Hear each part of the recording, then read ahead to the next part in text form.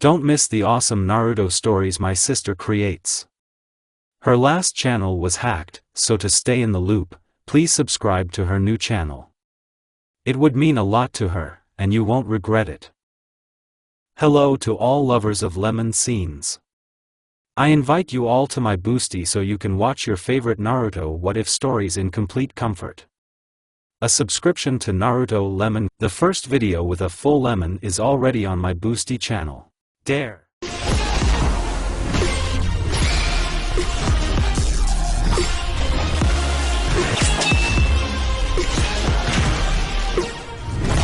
The small, noticeably unassuming room at the back of the house was drowned in swampy darkness, lit only by a couple of thin candles and a single oil lobster. Boldly and aggressively they spat their fiery sparks, casting a soft glow on the serene faces of the saints, looking with wise silence and kindness from ancient hardboard icons. In diligent efforts, the wind wandering outside tried to howl to the insinuating crackle of ruby lights. Some intricate feasts danced in the dimly lit corners of the room, images of inky shadows running in bizarre blots across the amber cover of the walls. A long, incessant hum came from the groaning attic, and even the usual buzzing of a wasp's nest was absolutely inaudible. A crimson glow lay like an unsteady tablecloth on the surface of the oak table, glided with trepidation over the changing pages of some very old literature, and with trembling reverence outlined the stern features of a 50-year-old man, intently bent over an old, sometimes worn book. The strip of his thin lips almost always remained smooth and rigid, only in very rare cases did it turn from a solid steel wire into a stretched bowstring loosely secured at both ends. On the bridge of his nose sat oval glasses in bent tin frames, which, during attacks of light coughing, tended to slide down, which is why his hand automatically started to adjust them. Only in very rare cases did it turn from solid steel wire into a stretched bowstring loosely secured at both ends. On the bridge of his nose sat oval glasses in bent tin frames, which, during attacks of light coughing, tended to slide down, which is why his hand automatically started to adjust them. Only in very rare cases did it turn from solid steel wire into a stretched bowstring loosely secured at both ends. On the bridge of his nose sat oval glasses in bent tin frames, which, during attacks of light coughing, tended to slide down, which is why his hand automatically started to adjust them. His movements were lazy and calm, but even so, with each of his leisurely actions, the flickering tongues of the candles greedily crackled and wriggled, performing their bewitching dance and trying to reach him in an unquenchable thirst to either caress or be caressed by his penetrating gaze. Even the quiet rustle of paper under his careful touches was heard as something enthusiastic and joyful at the precious second of contact. Meanwhile, deep thunder struck, and after it, the first zigzag contours of lightning flashed outside the window. For a moment, the street was illuminated with dim light, and large drops of rain hit the glass with a ringing clatter. Kakashi was not at all surprised when, after the minute had passed, hurried steps were heard from above towards the room opposite. The floorboards creaked annoyingly, as if mocking the cowardice of a 13-year-old boy, but Kakashi only weakly shook his head, allowing himself a condescending smile. He knew full well how much Naruto disliked thunderstorms. But if earlier his son would run to his room without hesitation, now he quietly preferred to move into his brother's room and stay there until dawn, until the weather cleared and the sun's rays hit his equally radiant eyes. One thing was surprising: how, with all that passionate hatred for each other and the enormous impatience of Sasuke, the eldest son, with encroaching on his territory without permission, did they manage to behave suspiciously quietly? All that remained was to silently enjoy such moments and think less about this amazing opportunity, so as not to jinx it, God forbid. For the rest of the time, the guys were strongly at enmity with each other and were always organizing devastating brawls. Every year it became more and more difficult to tame their hot temper. He grew old, his authority was gradually lost, and he had less and less influence on them. Nothing could be done about this. Kakashi knew from the very beginning that it would not be easy, that someday this period would happen, and did not try to prevent it in any way. He himself was once just as restless and persistent. He understood that there is no escape from this and nature will still take its toll. The children grew up. Their character and moral convictions were finally formed, which he could no longer influence. Everything he knew and owned had long been passed on to them, and nothing more was required from him as a parent. Sometimes the man wondered what came over him so that he, who always avoided unnecessary obligations, dared to take on such a heavy responsibility, to raise two children completely alien to him by blood. But the realization that he simply had no right to act differently quickly cooled all his existing anger at his students. Kakashi remembered clearly, he did not dare to forget that fateful day when he was informed about the death of his close friends. Then, on one of the fine spring days, he read with disbelief the soulless lines of a fresh letter, clearly feeling how his lungs became heavier as he read. It seemed that just recently, a few months ago, he learned about the birth of happiness in the womb of his old friend's wife. I even came to visit them, to celebrate, so to speak, a joyful event and just to see them. And how can that be? Was it an evil fate or an accidental misfortune that befell their family? No, not at all. Kakashi was at a loss. I didn't understand why, on a quiet and cloudless night, their house burst into flames, like a dry sheaf of hay, and carried away two of its owners as a bloody tribute, having mercy only on the smallest member of their small, but very loving and benevolent family, which led a quiet lifestyle. But how can this be? Nobody knew the exact answer. No one, except for one remaining witness, an orphan baby, whom a frightened neighbor found on her porch that same ill-fated night in a small basket, completely naked and reddened from long, incessant crying, but if he had something to say, he could not do it. Who could they cross the road or dislike and act inhumanely towards a married couple like this? Kakashi didn't know, couldn't say anything, but was sure of one thing: everything that happened had its own secret and a hidden backstory, which, unfortunately, was unknown to him. In a short letter, a neighbor, whom he knew well, begged him to take the child into her care. He had no relatives, and the local collective farm did not need him, so the elderly woman took the child to her place for a while. Times were not easy then, and with her small pension, along with her poor health, no matter how much she wanted, she would not have been able to feed him. Then the man didn't think much about his decision. Considering this his duty to his dear friend, with the help of compassionate women working in the guardianship authorities, he signed all the required papers without any problems, and after that he took Naruto to him, deliberately ascribing to him the surname of his late mother. I didn't want him to have any problems because of his father's last name. Oh, how much he looked like his father. In the first seconds of their first meeting, he could not hold back his tears. The fluff of blonde hair tousled by a hedgehog seemed very light against the background of his dark skin, and the clear gaze of his unusually blue eyes seemed to penetrate his very soul. A delusional thought even somehow flashed through Hataki's head that perhaps his friend had been reborn into this child, but he immediately drove it away. Too many logical facts made him think about his sanity. And then he understood. I realized that this child was much more than just another intelligent being created by people important to him. I realized that everything that was kept by his dear friend remained in those children's, still completely innocent eyes. Difficulties with education arose later. When, on sleepless nights, smelling of cigarettes and coffee, he was on the verge of a breakdown, rocking an incessant baby in his arms, furtively shaking and trying to hum some passages of lullabies, for a long time not realizing that he was simply suffering from colic. At those moments, Kakashi felt like a helpless, confused child and was already on the verge of a breakdown. Indeed, a monkey in glasses, he could spend hours perplexed by the loud and piercing crying, with an extremely thoughtful look, turn an equally exhausted child in his hands and sigh in amazement. With resignation rubbing his face, which had aged several hundred years. And only thanks to the help of caring women he managed to cope with this truly heavy burden.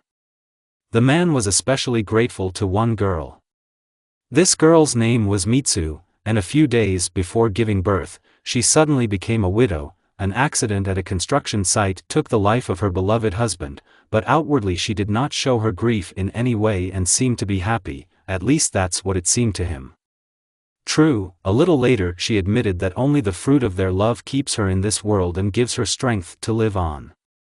Previously, he would not have been able to fully understand these words, but not now. And all the time that the young mother freely shared milk with the baby, she, with enviable patience, explained to the new father how to properly treat the little man, whom he was afraid to even give a simple bath. Hataki never ceased to be amazed at her new knowledge and tried to remember every piece of advice mentioned to her, sometimes even wrote down some points in her diary, so as not to once again pull the girl on every occasion. After all, he clearly saw her fatigue, covered with a weak but very warm smile, and could not help but notice how she exhausted herself with eternal urgent worries. Sometimes he had to see how she, holding the child to her chest, furtively hung her head down weakly and snored quietly, until her sensitive ears heard the child's dissatisfied panting, and Mitsu straightened up with a silent gasp, immediately starting to fuss. In fact, it was painful to watch, because she didn't even have enough time for regular sleep. In return, Kakashi diligently helped her with housework, often made some furniture and was always ready to provide his assistance. With all the support of other good-natured women, he realized that he could hardly cope without this strong girl. After all, what could he, a retired military man, know about raising children? Almost nothing worthwhile. But no one wanted to help him on a regular basis. He had enough of his own troubles, and then there was the matter of messing around with someone else's child. But Mitsu came herself. In response to his requests to take care of herself, she only sadly shook her head and, with an enthusiasm that was incomprehensible to him, took up the cradle. Later, the realization came to him again: she had become attached. During all this difficult time she had become so attached that she herself could no longer live a day without seeing Naruto. Why? He himself was already so accustomed to this restless child that he could not imagine life without him. And then an icy layer began to fall from his heart, hardened by long years of service, and soon all that was left of him was an imperceptible hole from a puddle that evaporated in the unprecedented heat of his inflamed soul. But then he again swore never again to have such close ties and not to take spontaneous actions. He had such a fear of attachment, which appeared in his distant childhood, when, standing at the threshold of the kitchen, he stared in horror at the limp body of his father, hanging like a mummy on a homemade noose. From then on, he was afraid to have even small animals in the house. Naruto was his first conscious exception and, as he firmly believed, his last. Standing at the threshold of the kitchen, he stared in horror at the limp body of his father, hanging like a mummy on a makeshift noose. From then on, he was afraid to have even small animals in the house. Naruto was his first conscious exception and, as he firmly believed, his last. Standing at the threshold of the kitchen, he stared in horror at the limp body of his father, hanging like a mummy on a makeshift noose. From then on, he was afraid to have even small animals in the house. Naruto was his first conscious exception and, as he firmly believed, his last. However, less than 2 years had passed before he had to break his oath. It was a cold autumn when news of the death of their local police officer spread throughout the village. It was said right away: suicide. Kakashi accepted this death with dry regret, because he knew that sooner or later this would happen. The senior district police officer Uchiha, an elderly lieutenant colonel who had at least a year left before retirement, was a stern and conscientious man, an exemplary family man and a loving father. Until one tragic moment. Until grief overtook his family, and his wife died during her second birth, leaving him alone with a 3-year-old child in his arms. At first he held on. The villagers gave him great support, because at one time he extended a helping hand to everyone and had good authority. But gradually the event began to be forgotten. People who were able to help regularly decreased significantly. But the man himself was never able to cope with the loss. Recently he was often noticed with a bottle of alcohol in a half-dead state, and only shook his head in frustration and lamented about the poor child. This story, which had already gone down a crooked path, was soon to find its end. And in one moment it was all over. Once and for all. Hataki could understand his comrade's decision, but could not justify it. That is why his soul was uneasy. Having managed to experience the feeling of fatherhood, he could no longer think about other children as impartially as before. He thought for a long time and consulted with Mitsu, lost in doubt and mired in his uncertainty. However, a month later, the other one finally decided. It took another half a month to process the papers, but he still achieved his goal. Then the people in the guardianship authorities were understanding. In extreme situations they could give in and turn a blind eye to some aspects, if, of course, outwardly everything suited them and they could not worry about the future fate of the children. Moreover, his neighbors spoke of him with respect and, if something happened, they could put in a good word for him. Sasuke was a capricious child, but surprisingly very smart and diligent in his childish, but no less important goals. Later, his capriciousness somehow very quickly grew into senile grumpiness and vague embitterment, which was expressed in complete detachment from all local children, with the exception of only his brother. According to him, Naruto was simply impossible to ignore, and it was for this reason that he tolerated his presence. Kakashi did not consider himself a model parent, but he loved his students like a father and wanted only the best for them. However, he showed his love extremely rarely and, according to his principle, kept his feelings deep within himself, for which he often blamed himself and tried to somehow make up for his words with actions and attention, but even this in their adolescence was a questionable method. Sasuke, for example, rejected all his attempts to get closer and behaved withdrawn, preferring the privacy of his room.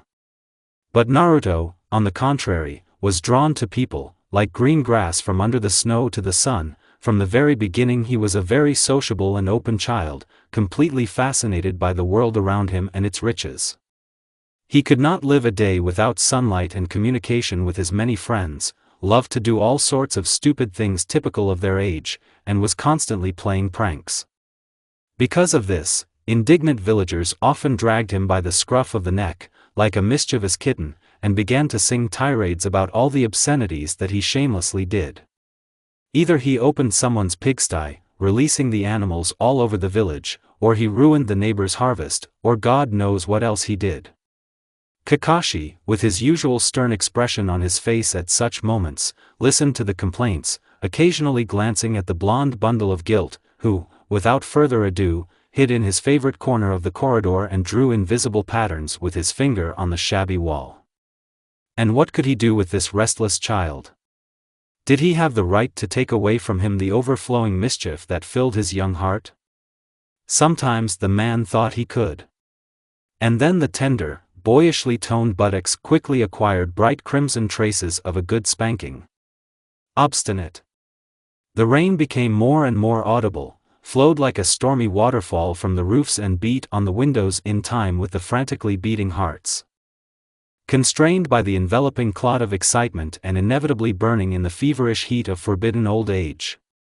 Captivated by an internal attraction, the two young bodies explored each other with passionate interest, gave blurry kisses and constantly touched the bare skin of the participants. The hot breath rose like ghostly steam into the darkness of the silent room, dissolving in the rejecting cold of the passing draft. The 14-year-old brunette slowly caressed the heavily falling chest of his brother, who was trying with all his might to hide his embarrassed face in his shoulder. From time to time, languid sighs escaped from his swollen lips, which responded to Sasuke with such powerful electric impulses throughout his heated body that it seemed steam is about to come out of it. The intoxicating smell of bread and spices from the shock of blonde hair only made him clench his teeth tightly and speed up the necessary friction between them. Naruto muttered something inaudibly into his collarbones, impulsively grabbed his wet back and clumsily tried to move his hips to the rhythm of the caressing hand. The squelching sound brought the younger one into extraordinary embarrassment, which gathered in the lower abdomen in a tight knot of approaching orgasm. Too close, hot, stuffy. The perspiration burned my sensitive skin, and someone else's breath clouded my mind. Without waiting for his brother, Naruto involuntarily bent over in a cramp and with a dull wheeze poured out on Sasuke. Then for about 10 seconds he watched in fascination the jerky thrusts of the older man, who in one swoop leaned heavily on him and with a low, unusual growl began to rub against his thigh. The intoxicating smell of bread and spices from the shock of blonde hair only made him clench his teeth tightly and speed up the necessary friction between them. Naruto muttered something inaudibly into his collarbones, impulsively grabbed his wet back and clumsily tried to move his hips to the rhythm of the caressing hand. The squelching sound brought the younger one into extraordinary embarrassment, which gathered in the lower abdomen in a tight knot of approaching orgasm. Too close, hot, stuffy.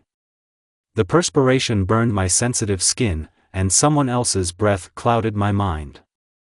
Without waiting for his brother, Naruto involuntarily bent over in a cramp and with a dull wheeze poured out on Sasuke. Then for about 10 seconds he watched in fascination the jerky thrusts of the older man, who in one swoop leaned heavily on him and with a low, unusual growl began to rub against his thigh. The intoxicating smell of bread and spices from the shock of blonde hair only made him clench his teeth tightly and speed up the necessary friction between them. Naruto muttered something inaudibly into his collarbones, impulsively grabbed his wet back and clumsily tried to move his hips to the rhythm of the caressing hand.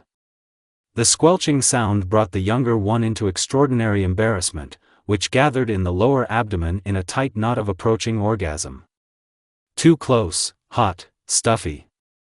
The perspiration burned my sensitive skin, and someone else's breath clouded my mind.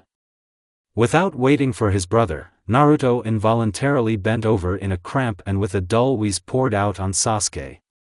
Then for about 10 seconds he watched in fascination the jerky thrusts of the older man, who in one swoop leaned heavily on him and with a low, unusual growl began to rub against his thigh. "Sasuke," Uzumaki whispered hesitantly, in vague fear, making a weak attempt to push his brother away. Such an assertive onslaught brought him into a daze. Everything inside him froze in vague fear, responding with a burning heat in the places where his brother held him. But after a few moments, the Uchiha froze, and whitish splashes of released tension fell on the blonde's stomach. The older guy quickly wiped away the traces of their small crime with a prepared piece of cloth and wearily lay down on his side, catching his ragged breath. "Sorry, it just happened today," he reluctantly explained to the confused look of the kyanite eyes, removing the hanging strands from them with a slight movement of his hand. Next time, warn me, it's unpleasant for me when you do this." "Okay, I understood." He snapped sharply and, not wanting to dwell on the topic of his incontinence any longer, ruffled his blonde hair, pulling the usual grin onto his face. Naruto sniffled with displeasure, but clearly felt someone else's awkwardness, and therefore decided to remain silent, drowsily rubbing his nose against his warm cheek. Blissful languor flowed through his veins in warming streams, and his body seemed to be filled with cotton wool and became weightless. Soon he no longer had the strength to even move his hand, fatigue was taking its toll. The greyhound flame of a lonely candle rushed greedily into the darkness, playing fiery strokes on naked bodies. Outside the wind howled in mournful lamentation, in the distance the rumble of passing thunder could be heard. In the cold pre-dawn air, discordant rooster crows hurt the ears, forcing one to squint and toss and turn unpleasantly in an attempt to hide from the bright rays of the piercing sun. The subtle aroma of wildflowers and sharp freshness caressed the sense of smell with ghostly petals, but the smell of someone else's body was much more pleasant. Naruto involuntarily tried to squeeze as close as possible to the source of heat, tickling the velvet skin of his sleeping brother with a hoarse purr. Cool gusts of wind, playfully walking around the room, forced the teenagers to shudder and hide bare parts of their bodies under a thick blanket. The creaking sound of measured steps on the stairs heralded the beginning of a new day. The father's peculiar tradition of waking them up strictly at the same time was not pleasant, but at the same time it was pleasant. With a delicate thud, blue eyes snapped open, immediately darting towards the brunette's serene face. Light eyelashes blinked away the cloudy veil from the half-open gaze, allowing them to outline the neat features of the pale face with a shameful display of tenderness. Naruto's lips stretched into a soft smile as he tucked a stray black curl behind his ear. It made Sasuke look much prettier. The guy didn't like it when he frowned for a long time and made a gloomy grimace of eternal discontent, and only when the Uchiha was sleeping did a viscous feeling of relaxation and calm emanate from him. Uzumaki was not afraid that he might be caught doing such a strange activity, because he knew well that Kakashi would not, under any pretext, barge into them without permission. Moreover, in most cases he limited himself to the usual reminding knock and deliberately loud coughing behind the door, after which he immediately went downstairs. This time was no exception. At breakfast, their father addressed them with an important request to go into the forest for medicinal herbs, which their nanny, who was ill from severe overwork, needed. The local healer needed to run out of ingredients for treatment. She was elderly and could not walk long distances. Kakashi would have been happy to go on his own, but unfinished business and looking after Mitsu did not allow him to be away for long. Surely this was a worthy reason to be at least a little quiet? The man hoped so. The students, quiet after a short squabble, obediently hooted into their plates, casting eloquent glances at each other. The man shook his head in disbelief. He very much doubted that everything would go well. With such requests, one could only hope for Sasuke's prudence and prudence. What about Naruto? Then Hatake was afraid to even think about him. He would not dare to let one of them go, but together it would be easier and more interesting for them. The task was not extremely urgent, since there were still small remnants of herbs left. Therefore, Kakashi gave them the whole day so that they could do their job efficiently and spare his nerves with their absence longer. Surprisingly, there was no dissatisfaction in response. The son seemed to be happy, and this was precisely what gave a significant reason for concern. The eldest, with an overly suspicious look, was burning through his scrambled eggs, while the younger one was fidgeting in embarrassment in his chair and was trying to slide down it. Therefore, Kakashi gave them the whole day so that they could do their job efficiently and spare his nerves with their absence longer. Surprisingly, there was no dissatisfaction in response. The son seemed to be happy, and this was precisely what gave a significant reason for concern. The eldest, with an overly suspicious look, was burning through his scrambled eggs, while the younger one was fidgeting in embarrassment in his chair and was trying to slide down it. Therefore, Kakashi gave them the whole day so that they could do their job efficiently and spare his nerves with their absence longer. Surprisingly, there was no dissatisfaction in response. The son seemed to be happy, and this was precisely what gave a significant reason for concern. The eldest, with an overly suspicious look, was burning through his scrambled eggs, while the younger one was fidgeting in embarrassment in his chair and was trying to slide down it. Hatake was perplexed. Is it really so impatient? Before leaving the village, the healer clearly explained to them the important aspects of her request, showing them copies of the necessary plants. The suffocating masses of air spread out in wavy ripples before my eyes, causing my cheeks to involuntarily turn red and perspiration to appear profusely on my forehead. The forest around was vibrating alarmingly and trembling with a rich, iridescent timbre, thickened and danced its own, indescribably bewitching dance. The piercing chirping of grasshoppers languished in the heated grasses, following the uncertain cooing, as if on cue, the female's booming trill was heard. In the tops of the spreading oak trees the sweet cooing of doves was heard, somewhere nearby the thin song of clear-voiced thrushes was heard, and very close by, a red-breasted finch was drinking, inflating its neck. How much longer do we have to go? After 10 minutes of travel, Uzumaki began to whine, very realistically depicting a martyr's face and not forgetting to periodically take noisy sighs. He trudged behind and glared at the even back of his silent brother for a long time. You can come back, I'm not keeping you. He shrugged his shoulders indifferently, not even deigning to turn around. I didn't want to go back at all. The blonde angrily kicked the first pebble that came under his feet, which immediately got lost in the tall vegetation and, judging by the characteristic splash, landed somewhere in the water. Frozen with interest, the guy stopped and parted the high cover of greenery. Sasuke, look! He enthusiastically pointed to the shoreline of the lake that opened before his eyes. Shall we stop here for now? Too much dirt. The Uchiha grimaced with disgust, appreciating the turbidity of the river surface. You never know what kind of creatures live there. But we can go around and come in from the other side. I think it will be much cleaner there. The younger man's face instantly lit up with a wide, white-toothed smile, which is why the brunette shook his head condescendingly, hiding a light blush behind his long strands. On the way to the opposite bank, the wicker basket was gradually filled with the necessary herbs and rare mushrooms that caught our eye.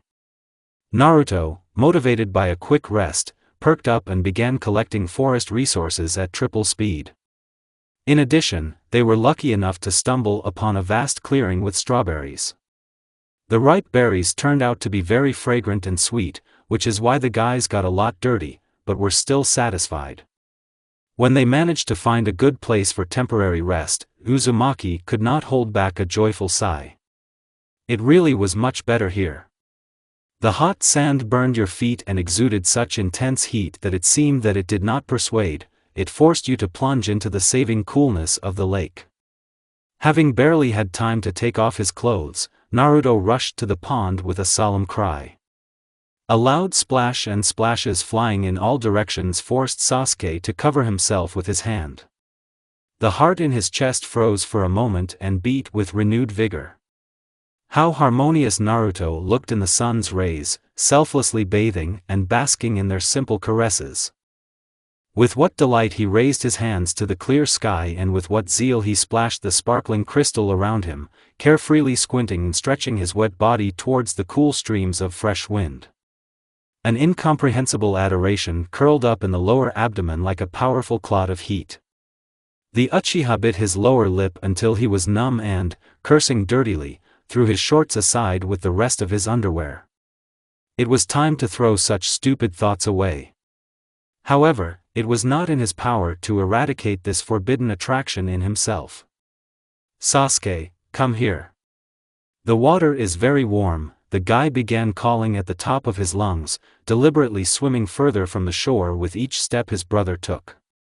Bright blue eyes glowed with boyish tomfoolery. Lush golden hair fluffed with a yellow chrysanthemum, carefully cherished by the light pouring onto it. There was so much of it that it gave up. You could scoop up a handful and drink completely of this honey glow. Sasuke first went in up to his ankles, and then, having decided something for himself, he picked up speed and reached a good depth, immediately starting to row to a laughing misunderstanding. Flocks of dragonflies circled over the green surface, which, swirling into extraordinary clouds, created the image of a huge cauldron, alive, seething with unearthly power and unbridled ferocity. Their wings shone with pure silver. They were so nimble and lightning fast that it seemed as if the space around them was hopelessly distorted and melting. As soon as Sasuke approached the blonde, he splashed water in his face with a defiant exclamation and, with a strangled laugh, swam to a thick weeping willow, which immediately covered him with itself. "It's quiet." The choked breath scraped in the throat like a knotted stick, the heart beat loudly and quickly. Naked tan shoulders began to be tickled by thin swaying branches. The stringy fear of the unknown began to grow. Something exploded in my chest and splashed with fiery sparks of exciting excitement. For a moment, everything seemed to freeze. The Uzumaki held his breath, listening carefully. Silence, only the bravura rustling and distant cackling of ducks could be heard nearby. And then there was a strong deafening splash and push, after which Naruto plunged into the water with a silent scream. The eyes reflexively opened, the turbidity rose from the bottom in a huge brown mass, the dense layers were permeated with seething bubbles, which, against their will, entered the respiratory tract. The soil disappeared from under his feet and, apparently, he fell into some kind of large depression. And as soon as this realization hit his head, a terrible panic came over him, and he began to desperately flounder, trying to find support. He lost his orientation for a few seconds and had to use force to float to the surface and return to his previous safe place. Those insignificant seconds seemed like an eternity to him. The fear of the dark and unknown depths twisted my tongue with the bitterness of wormwood. The shame of his brother's weakness and his actions made him flare up with sudden hatred towards him. He fell into some kind of large depression. And as soon as this realization hit his head, a terrible panic came over him, and he began to desperately flounder, trying to find support. He lost his orientation for a few seconds and had to use force to float to the surface and return to his previous safe place. Those insignificant seconds seemed like an eternity to him. The fear of the dark and unknown depths twisted my tongue with the bitterness of wormwood. The shame of his brother's weakness and his actions made him flare up with sudden hatred towards him. He fell into some kind of large depression. And as soon as this realization hit his head, a terrible panic came over him, and he began to desperately flounder, trying to find support. He lost his orientation for a few seconds and had to use force to float to the surface and return to his previous safe place. Those insignificant seconds seemed like an eternity to him. The fear of the dark and unknown depths twisted my tongue with the bitterness of wormwood. The shame of his brother's weakness and his actions made him flare up with sudden hatred towards him. Those insignificant seconds seemed like an eternity to him. The fear of the dark and unknown depths twisted my tongue with the bitterness of wormwood. The shame of his brother's weakness and his actions made him flare up with sudden hatred towards him. Those insignificant seconds seemed like an eternity to him. The fear of the dark and unknown depths twisted my tongue with the bitterness of wormwood. The shame of his brother's weakness and his actions made him flare up with sudden hatred towards him. Fool! He coughed exasperatedly, greedily taking air into his lungs. Accidentally taking a sip of water, the guy felt an unbearable burning sensation in his throat and nose. In response to the name-calling, they remained silent, and he continued to throw curses around with anger. And after the expiration of his relatively small vocabulary, fixing a frown on his brother's blue-black hair, which shone with a sharp metallic sheen in the sun, he chuckled and, offendedly raising his nose up, turned away. And Sasuke, as always, is reserved and silent, unpredictable and damn unshakable. He just wants to seem smarter. That's exactly what Naruto thought as he zealously tried to break off the unruly willow branch and not pay attention to the idiot, who, in turn, knew perfectly well about his fear. Fool. Stupid. Damn smart guy. His shoulder blades tingled with an unpleasant sensation, and his light eyebrow twitched vaguely as his neck was scorched by hot breath. The bastard knows that. The lips completely weightlessly approached his temple, and cold hands lay on his shoulders. That's why something was actively stirring inside him. With a dissatisfied shrug of his shoulder, Naruto clenched his fists tighter and slowly let go of the unbroken branch. A convulsive exhalation, and the hands were already sliding over the elastic stomach, as if deliberately touching the beads of the nipples and almost sliding down, where a dense clot of something very heavy was already curling up. Don't, here. The blonde took hold of someone else's wrist, desperately pressing his chin to the collarbones, but he was unable to push away or even break out of the sweet bonds. His whole being zealously wanted to receive pleasure, which, unfortunately, became for him it is already an integral part of life. Sorry, the wet tongue playfully ran across the shell of his ear, and a shiver ran through Naruto's entire body. Sasuke didn't know how to apologize properly. I never knew how and didn't like to do this. Uzumaki knew this. He also knew that what was happening was an absurd attempt to drown out the conscience scratching in his throat. However, he would definitely be lying if he said that he didn't like his brother's behavior like this. He impulsively arched in an unsuccessful effort to shake off the pressure building in his groin area, but only made things worse by squeezing himself close to his brother. It was as if my back was enveloped in intense heat. He shuddered in surprise, feeling someone else's tension in his buttocks. Is it really that fast? Sasuke chuckled faintly, stroking his boyishly angular sides. The blonde was shorter than him by almost a head, no more than 4 feet and 9 inches. His arms seemed even thinner, but soon, he was sure, very soon they would also begin to bulge with muscles. And on his pubic area there were already thick curls of blonde hair, which Naruto had once been very ashamed of. Taking a noisy sniff of air, the blonde turned around, his dull gaze slid over his chiseled, concentrated face, and with a sparkle in his eyes, stopping at his compressed, faded lips. And he involuntarily licked his, and suddenly felt a strange dryness in his mouth. Placing his palm on the warm chest of his brother, who was watching his movements with undisguised interest, he filled his lungs as much as possible with air, as if preparing to dive underwater, and was the first to reach for a kiss, hesitantly standing on his tiptoes. With girlish timidity, he pressed himself to his lips, feeling their roughness with a certain trepidation. He gently licked and scorched with his languid breath, trying to repeat the same actions that Sasuke himself had done to him.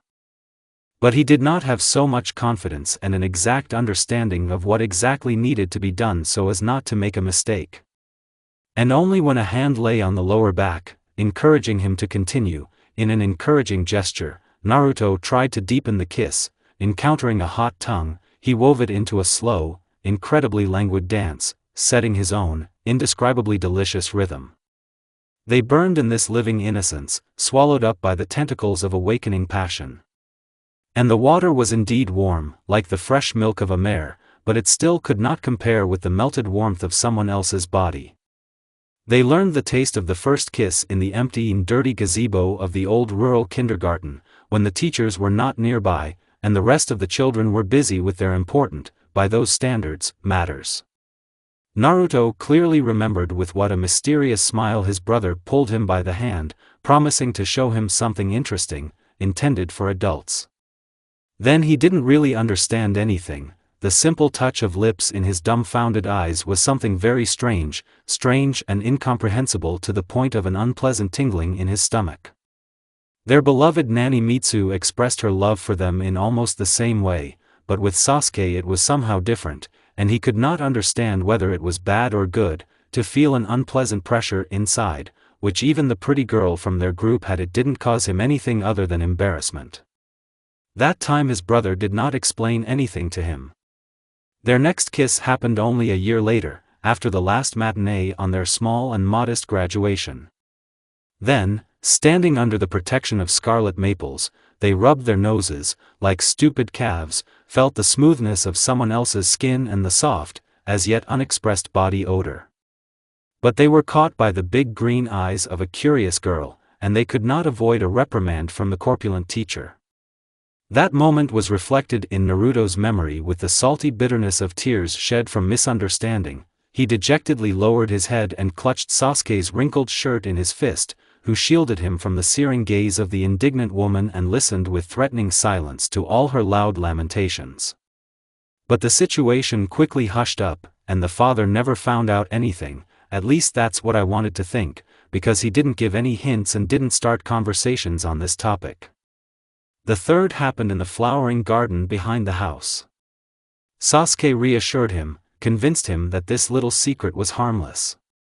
And he hesitated, afraid to the point of trembling in his knees of sinning and doing something terrible. After all, these were the words that were always shouted to them in a broken voice by the calm and peace-loving teacher, in whose eyes then reverent horror and disgust splashed. But despite everything, his brother was able to calm him down, calling it all a simple pleasant game. And naive Naruto believed. All these actions, touches and words seemed for some reason completely correct and necessary. Inhaling the wonderful aroma of lilac, he was lost in the sensations he received and trustingly clung to Sasuke, knowing that he would never deceive. Only over time, according to him, the game became ordinary mutual assistance during a difficult transitional age. And Uzumaki believed again.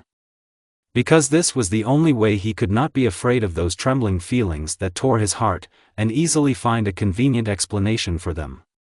For the first time, Naruto began to seriously think about the correctness of his relationship with his brother when bad rumors spread throughout the village about two local men who, out of despair or due to their dirty motives, had indulged in the sodomy sin of sodomy. At that time, he was about 10 years old, and he was extremely susceptible to suggestion and the opinions of others. Moreover, all the village residents were perceived as one of his own. Therefore, various gossip and news spread faster than wildfire. And when bad gossip began to spread about certain sinners, Uzumaki fell into confusion for a while. With sincere incomprehension, he looked at the backs of the vile homosexuals, whom, according to the angry ones, should have been overtaken by God's punishment. Then it was as if his throat was being squeezed by a noose, and his heart beat with shameful deafness. The desire to go out boldly at once, in every nook and cranny there would be at least one person. Naruto was quite familiar with those men who were subjected to universal condemnation and persecution. 33-year-old Kichiro was remembered by him for his tired and bony face, crooked gait and his chronic stoop. Particularly noticeable were his painfully sunken cheeks and almost always the sadly downturned corners of his lips, which gathered his face into folds only when he laughed hoarsely and abruptly. Hearing him was a rare occasion, but happy in its own way. Because he was a hard-working man, deeply honest and pleasant in all known respects, but completely rootless and therefore lonely, not particularly enjoying the attention of the opposite sex and practically not standing out in any way outwardly. Sadness was visible in his eyes. However, his boundless devotion to his favorite work aroused involuntary admiration. Naruto was sometimes surprised at how lovingly Kichiro spoke about his work. The second was a burly man named Hiro. In essence, he was an ordinary drunkard and reveler, whose heart was constantly darting from side to side and could not find a place for himself. A drunkard and a quitter. This is often how pious women, who loved to scare their idle children with such a bright future, spoke of him with open disdain. My father preferred not to say anything about him, justifying this by the fact that everyone chooses their own path, and it's not worth judging someone else's choice if it has nothing to do with you and it doesn't bother you. And Hiro, judging by this, didn't interfere. His appearance was not exactly disgusting, but rather arousing slight hostility, which increased as soon as he approached you or simply passed by. A disgusting smell of fumes and cheap tobacco appeared in the air, which caused rejection and persistent itching in the nostrils. Uzumaki remembered only his blurry features of a drunken face and an overly smoky voice, because of which his speech was slurred and muffled. There wasn't really anything to say about him. He worked as a simple laborer, lived kind of quietly, didn't bother anyone and no one touched him. There was simply almost no reason to do so. Sometimes, however, he let out some fables invented in a drunken delirium, but the villagers, who had lived with him for several years, turned a deaf ear to all this nonsense. They didn't take it seriously and tried not to notice until God knows where the topical news came from. Since then, the men have been hated, accused of desecrating the earth and other terrible offenses, according to the faithful, contrary to the will of God. People seemed to go wild, suddenly forgot the goodness of human speech and attacked the libertines, like a pack of hungry jackals. It was impossible to wash oneself away from such glory, to shake one off. One could only resign oneself to it or take it with oneself. There was only one question left: where? And everyone found their own answer. After several days of brutal persecution and the use of physical force by caring men, Kichiro was found hanged in his own home. And the next night after this acute news, it turned out that the second homosexual had gone to stay with relatives who lived somewhere far in the north. But even after cleansing the land of the wicked, the local residents could not cool down for a long time. With blinded rage they grumbled something about morals and piety, convincing his children of the unforgivable sinfulness of carnal passions. And it was impossible to imagine how hateful their hearts were to sodomy, how cruel and soulless human laughter can be when a thin and frail man, who lived according to God's rules and the laws of goodness, was stoned like a homeless puppy. Naruto's heart sank timidly in his heavy chest when eyes filled with burning anger turned to him with firm statements about the sinfulness of relationships with a person of the same sex. And it seemed to him that their rage was directed at him, and they all harbored a chilling anger towards him. And it hurt him from the realization that his friends, whom he considered family and was ready to pour out his soul to them at any moment, were inflamed with groundless hatred of those different from them, because their parents did so, because it was necessary. The final blow for the guy came from the words of his parent, who on one of the troubled days, unable to withstand the internal anxiety, decided to ask about it. Naruto remembered with what tension his father then looked him up and down, as if wondering about the sanity of his mind, and then with steel in his voice he rapped out words that cut like a hot blade into his rushing childish heart. Uzumaki could barely hold back his tears. It was as if something had broken off inside with a loud sound. A man cannot sleep with a man as with a woman, because it is a sin, an unforgivable sin, an abomination and shame, similar to unruly attraction to cattle. If suddenly men were kindled with lust for each other, indulged in shameful passions, replacing the natural connection with a woman, then they were obliged to receive due retribution for delusion and betrayal of the unnatural. This was the will of God. He spoke rudely and admonishingly, pinning you down to the floorboards with just his unyielding gaze. He was a rather devout person and used to even take them to the children's church choir, until at a more conscious age his sons came across their protest and strong reluctance. It was not in his rules to resort to violent or moral coercion, so he resigned himself to the choice of his charges. But this, of course, did not affect his worldview in any way. On that fateful day, Naruto ran into his room with unspoken bitterness, staying there for the rest of the day. A sticky fear gripped him in invisible bonds, and a cold trembling spread like heavy lead in his abdomen. So, is he also defiled? Is he also worthy of death and the hatred of others? There was an unbearable itching in his soul, and he was shaking all over with chills, desperately gasping for air and trying to hold back the bursting tears. Will God punish him? Was he really that guilty? With sincerity and inexhaustible devotion to the Lord, he then prayed to the Almighty Father, begging on his knees to forgive him for all his sins. And a little later, when his kneecaps began to feel very raw, he, mindlessly darting his eyes in the motley whirlpool of the floating room, curled up in a small ball on the bed, without ceasing to whisper all the well-known prayers in a small but ardent hope, that for his repentance in a few years they will have mercy on him. And only when Sasuke slid into the room like a silent shadow, the dam of self-control was completely broken. In the falling darkness of the evening, he muffled his sobs in his brother's own shoulder, trying to hide in it and find the desired consolation. He listened to his confused flow of words and with his silence confirmed the beliefs of the adults. This only made Naruto more unbearable. But later, when an insinuating silence filled his ears, and he only silently curled his lips in the echoes of raging emotions, his brother's viscous whisper scorched his lungs with a warming warmth. Naruto knew that Sasuke had never lied to him. He always spoke frankly, directly and, perhaps, very harshly, but he never cherished empty hopes and did not dissemble. He explained to him everything that worried his restless heart as everything really was, without hiding or embellishing anything. He again convinced him that their relationship was not something terrible and sinful, since the attraction between them was fleeting and frivolous, and therefore did not carry with it any bad consequences. And Naruto believed it. Again. Then it was as if a huge cobblestone had been lifted from his soul. He heard something that calmed him down, and at that moment that was the main thing. A little later, when Naruto put the tart topic of relationships in the far corner, occasionally glancing at her from afar and not daring to approach, he, without meaning it, tried to approach her from the other side.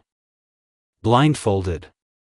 A few houses away from them lived a classmate named Sakura, a very smart and brave girl, who at the same time had a very quarrelsome disposition and some kind of eternal discontent, which had the interesting property of disappearing as soon as Sasuke appeared in her field of vision. Her cheeks instantly flushed with a matte blush, she somehow shrank stiffly, anxiously poked her shiny green eyes into the ground and, with her tongue tangling from vague overexcitement, tried to utter at least something intelligible. At such moments, everything inside Naruto unpleasantly curled up into a viscous and impenetrable lump, spreading in his chest with hot irritation and unexpected nervousness, because of which he involuntarily succumbed to a sudden impulse and, with a frowning look, imperceptibly tugged at his brother's trouser leg. And how gratifying it was for him when his brother made some short excuse, with an indefinite word. He clearly took him by the hand and, under the tightly compressed lips of his interlocutor, led him away from the point of accidental collision. It was then that everything in his soul trembled sunnily and rejoiced with the bravura cry of songbirds, and he, reveling in a feeling of some kind of superiority, turned his head back towards the abandoned one in order to fully taste this triumphant gloating.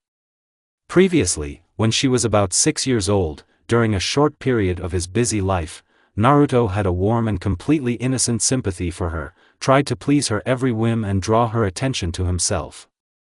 All light, in a simple dress and with a rag bow in her thick pink hair, she seemed to him a fragile sakura flower, elusive and too fragile, which was simply pleasant to watch from afar, without trying to catch or knock her off the path set by the free wind.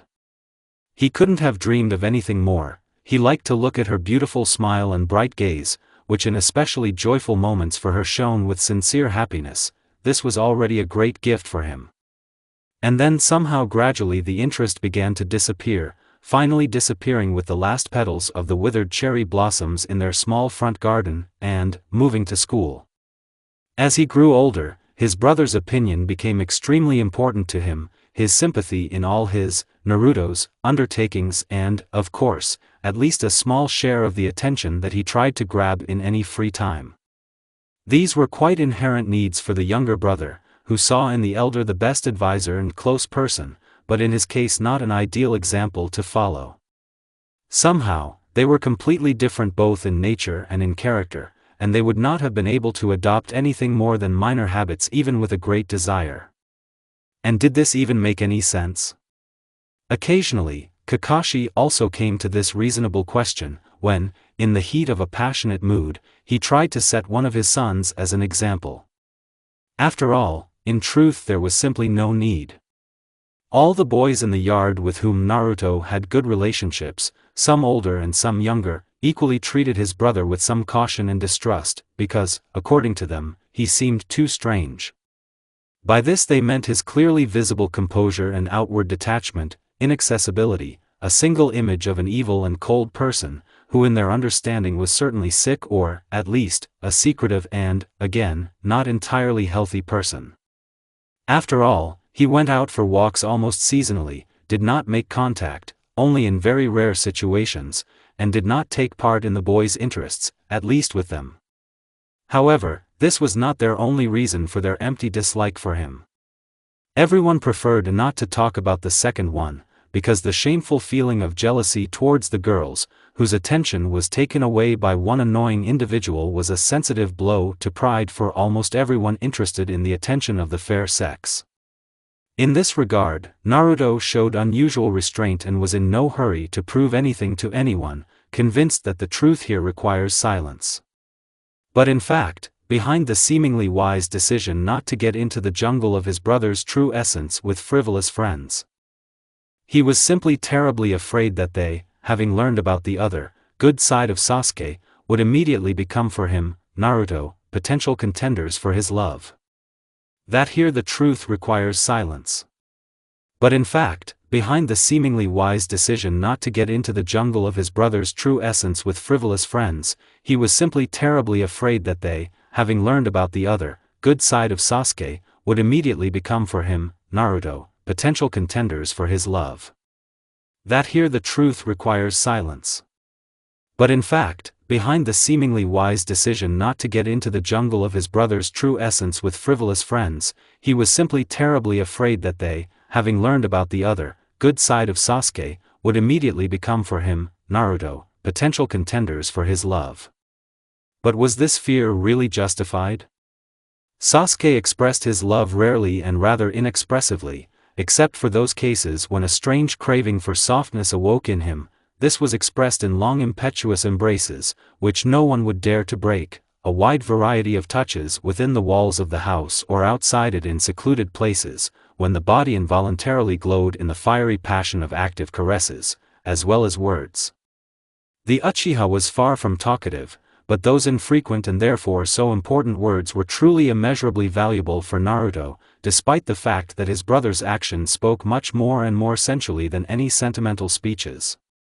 At a younger age, Uzumaki didn't think too much about what kind of love there was between them, and not because he didn't want to, but simply didn't see any significant differences in it. Only then. His good friend Kiba, a cocky boy with a fanged smile and a lively, ironic squint of mischievous eyes, had 2 older sisters and a younger 5-year-old brother. In addition, his relatives, it must be said, were huge and very prolific. That's why he was always visiting. It was noisy and somehow cramped.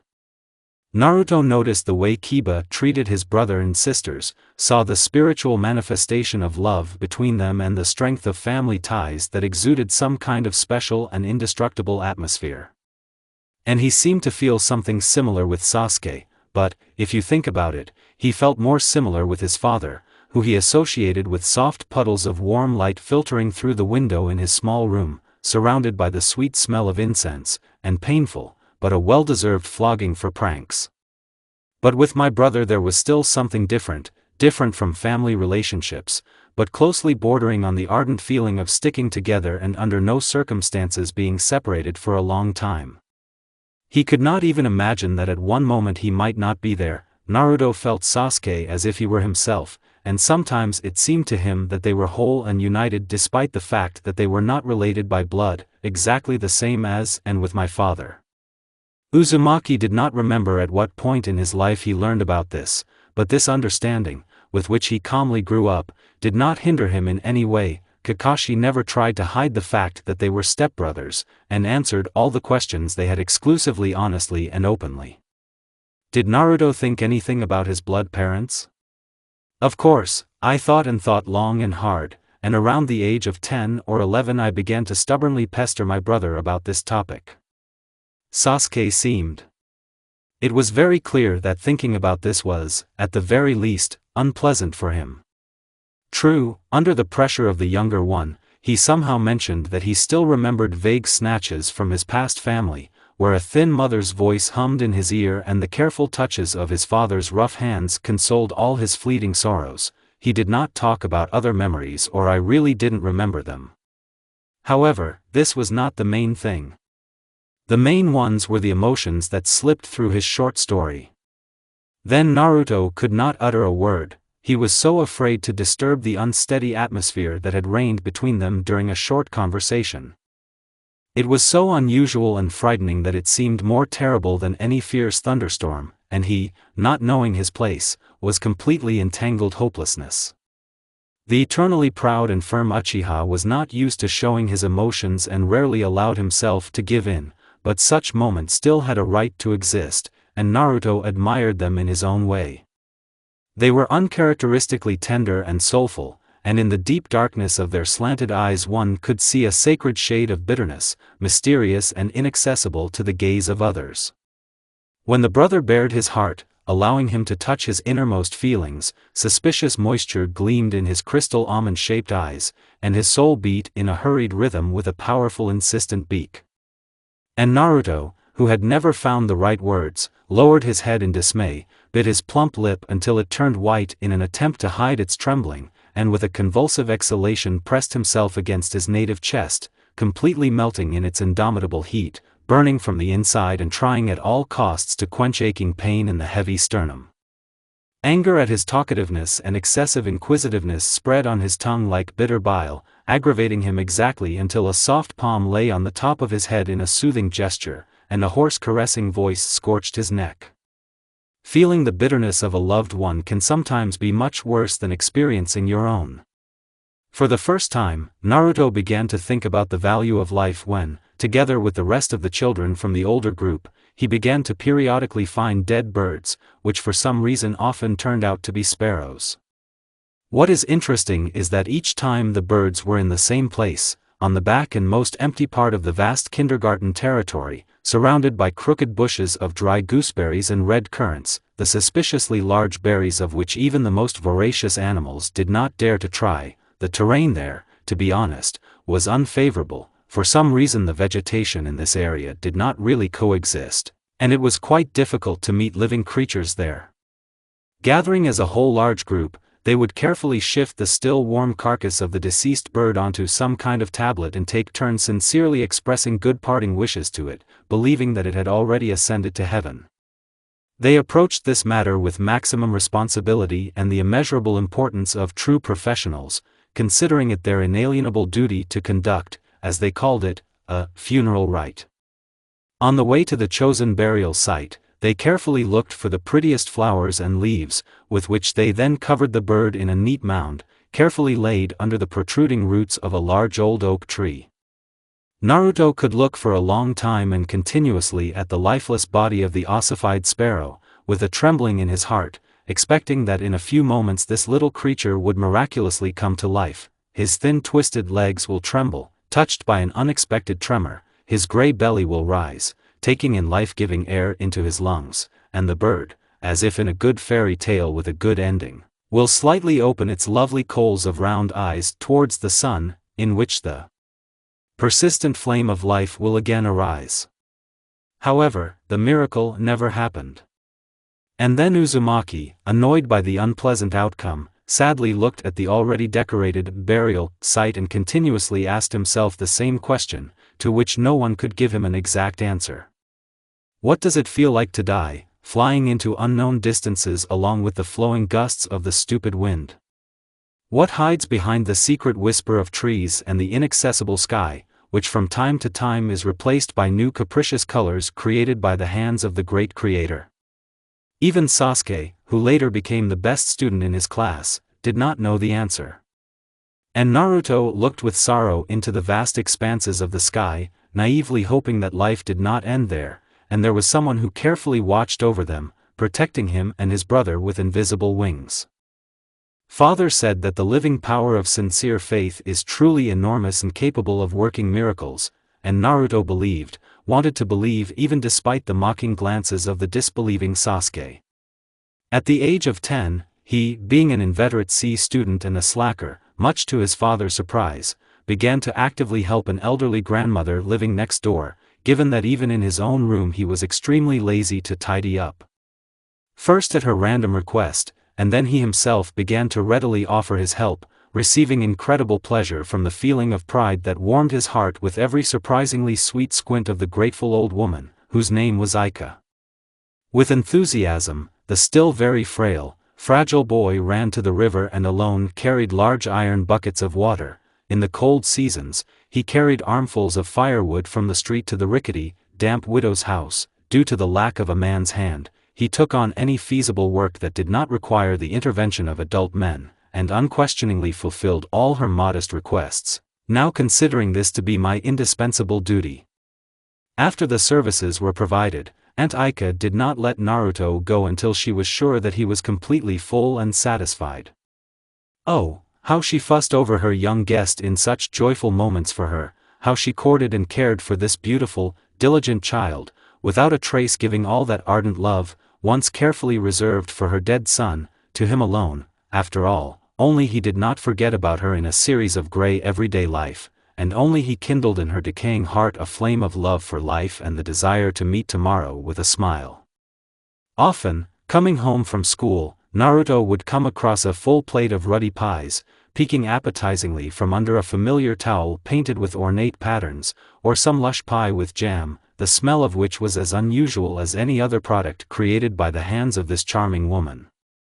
It took him exactly 2 winters to create bonds of trust and care with her. And exactly 2 winters later, the threads of the seemingly strong bond suddenly broke, tearing off one large piece from his soul, which was no longer possible to sew back. Near the church the morning dawn was beginning to glow, and against the background of the brightening sky the first outlines of the mountains were already visible. Before dawn, unpleasant news came to Hataki's house about the sudden death of a neighbor, a portly woman of about 40, who was an old friend of the deceased, holding a handkerchief to her face wrinkled in a grimace of deep sorrow, asked Kakashi to help with dragging the corpse, because it was impossible to expect help from other men for a long time, and few people would do it all for nothing. In addition, she had to get the previously prepared coffin out of the attic and bring the body back to normal condition. She could handle this herself, the main thing was to help move the body and tidy up a little. There was only hope in a respectable man who had strength and sound mind, and her husband, a creaky old man who responded only to a hint of drink, could do little to help, if only to help here and there, and even then. There's more trouble with him, he's a damn bastard, what can I get out of him? I would also like to know when the relatives will arrive to do everything as it should be and say goodbye to the deceased. Standing behind his father, Naruto, who by chance had woken up due to a slight commotion, incredulously snatched the image of the pitiful guest with his shifting eyes, trying to collect his thoughts and correctly grasp the current situation. In a moment of clarity, he understood once and for all what the phrase, "the ground disappears from under his feet," means. It was impossible to express in words the horror that overwhelmed him at that moment, an avalanche of terrible shock, blocking his breath with an invisible hand. Unbidden tears poured down his cheeks, and from the despair that had fallen on his body, he was ready to fall to the floor, if not for his brother's hand falling on his shoulder and a light hug, unnoticeable to others. Sasuke, holding the unconscious guy clinging to him by the elbow, led him deeper into the house, realizing that it was better to be alone with the younger man for a while. Just then the sound of a door slamming was heard, and a ringing sound hung. Silence, tense with bad news, which broke with the first ringing sob of the fair-haired man. The eldest joylessly brought his coal eyebrows to the wrinkled bridge of his nose and, burning in his bitter hopelessness, pressed his trembling brother to his burning chest with a familiar gesture, beginning to sway rhythmically back and forth, as their nanny used to do when she consoled their little ones, gently stroking their backs and cooing in a voice tenderly uttered soothing words. The Uchiha respected their dear neighbor. Sometimes even under the pressure of his younger brother he came to visit her, helped, but did not have particularly strong feelings for her. However, even so he was extremely upset and concerned about this news. He tried to convince himself of his restraint and some kind of stupid indifference, but he clearly felt with what anguish his lungs were working, and how his nose itched from fluctuating emotions. The spring drops beat out their sad melody, merging with the intermittent chirping of birds and the multi-voiced noise in the yard of a lonely old woman. Trapped by a light frost, but already beginning to melt, the icicles began to slowly thin out under the rays of the faded light, beating a leisurely percussive knock. Naruto was numb with fear when, in the heat of absurd zeal, he looked at the white face of the deceased woman, who had recently been taken out into the yard, already changed and placed in an oblong box, and her eyes had not yet had time to close, lifeless, like glass, directed into nowhere. They pierced the heart with their callousness. On her whitened face, as if heavily powdered, with a large flattened nose and a flabby chin, the yellowish whites of her wide-open eyes sparkled with a cold shine, like polished pearls. Uzumaki at the same moment hurried to look away to the side, afraid to the point of trembling in his knees that her dead gaze would turn to him. The father, who was helping several men pull up, as soon as he noticed him, frowned gloomily and ordered him to immediately go home. "They say, there is nothing to do here, just get in the way." And my legs, as if soldered to the ground, refused to budge. And everything in Naruto's chest began to beat with a frantic rhythm, and it seemed like they hit him on the head with a 100-pound hammer. My vision suddenly swam and darkened. The recent guest managed to grab him by the shoulders and lead him out the gate, where his brother was already waiting for him. Soon a local cab driver in a dark tunic and a black hat covering his pointed nose drove up to Aika's house, but even its presence could not hide his sadness. His pale lips with a clear, neat outline were tightly pursed, but could not find the strength to hide the slight trembling that was relentlessly beating him. Long arms, in which he, falling on his knees in front of the coffin, enclosed the limp palms of the godmother, warming him with his hot warmth and the salty excess of unrestrained tears. Mr. Shiro rarely found time to see his godmother. The appearance of his family, new obligations and household chores clogged his ears and rubbed his eyes, making him forget about his previous worries and the fact that his second mother was waiting for him very close. The first, Blood, had died a long time ago. My father drank, and Aunt Ike had the difficult fate of raising him until he came of age. Looking out of the window like a gray shadow at the stream of people accumulating near the house opposite, Naruto could not hold back his loud crying, muttering muffledly and throwing himself onto the foggy glass. He was overcome by incessant shaking, and he seemed to be in agony. "Auntie, dear auntie. Please, I beg you, wake up." With blind rage, he fought off Sasuke's hands, angrily stomped his feet on the annoyingly creaking floorboards and hysterically pressed his face to the cool window, smearing tears and snot on it, in the ghostly reflection he saw how flushed his face was, how badly his wide eyes swam. And burgundy spots from his reddened cheeks crawled along his collarbones. Naruto believed, until the very end, that everything that was happening was one complete misunderstanding, a terrible dream created by his inexhaustible imagination. However, time passed, his heart seethed unbearably, contracted anxiously, just about to boil or tear into shreds, but he still did not wake up.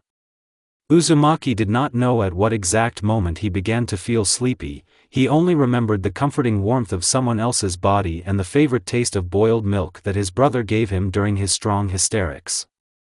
And this trick of his, perhaps, was more than appropriate. Naruto was more than ever grateful to him for the care he provided, which, unfortunately, he did not show often. 10 minutes later, only his sleepy sobs and ragged breathing were reminders of his recent seizure. That fateful week passed vaguely and chaotically. Naruto practically didn't remember half of this time. Everything was somehow very imperceptibly forgotten, erased from his memory by an invisible eraser. When the emotion subsided, summer came, and gradually he began to recover. Life seemed to have returned to its previous course, allowing me to breathe in fresh air deeply. Everything around was trembling again, filled with the vibrant trill of birds and covered with fragrant greenery. So the guy seemed to have blossomed, a wide smile played on his radiant face again, and his eyes shone with childish enthusiasm. Only when he came to a modest grave in the very depths of an overgrown cemetery, Naruto allowed himself to be sad, not for long, but so rapturously that in response to his selfless call, instead of menacing flocks of cackling crows, curious sparrows flew in, and sometimes even emboldened tits twisted their large heads with a shadow of interest.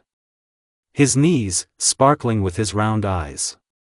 And in an undertone, in a broken voice, he sang his favorite songs, which Aunt Ika taught him during her lifetime on melancholic evenings. She sang melodiously, ringingly and loudly, so as to drown out the drilling pain in her sore legs, covered with blue branches of swollen veins and terrible purulent ulcers.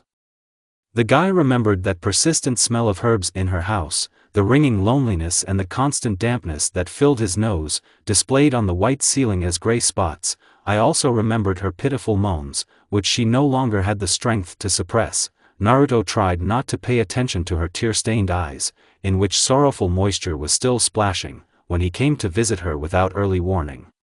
He knew that she was very sick and painful, but tried not to think about it. For long nights he prayed in front of the icons, asked for eternal life for all his loved ones and separately noted his sick neighbor in the hope that his request would definitely be heard and taken into account. But they didn't hear her, they waved her off, and she was gone. And then Uzumaki suddenly became angry with the Lord, turning all his violent anger and itching pain towards him. Why lift him up, give away your love and life, if he is an empty word? In one of the troubled days of his bleeding grief, he shouted in a broken voice, trashed the room and, filled with indomitable anger, raged, mercilessly tearing hair from his head. He tore the delicate skin of his hands with his nails and threw the icons on the floor. At that time, the father was gloomy and quiet, sitting at the table like a thundercloud. He exuded hidden anger, which was a very unusual phenomenon for him. However, despite his cruel desires, hot indignation sitting in his throat, he managed to restrain himself and endure the onslaught of ardent feelings. Was he able to extinguish his son's disappointment towards God like a cigarette butt?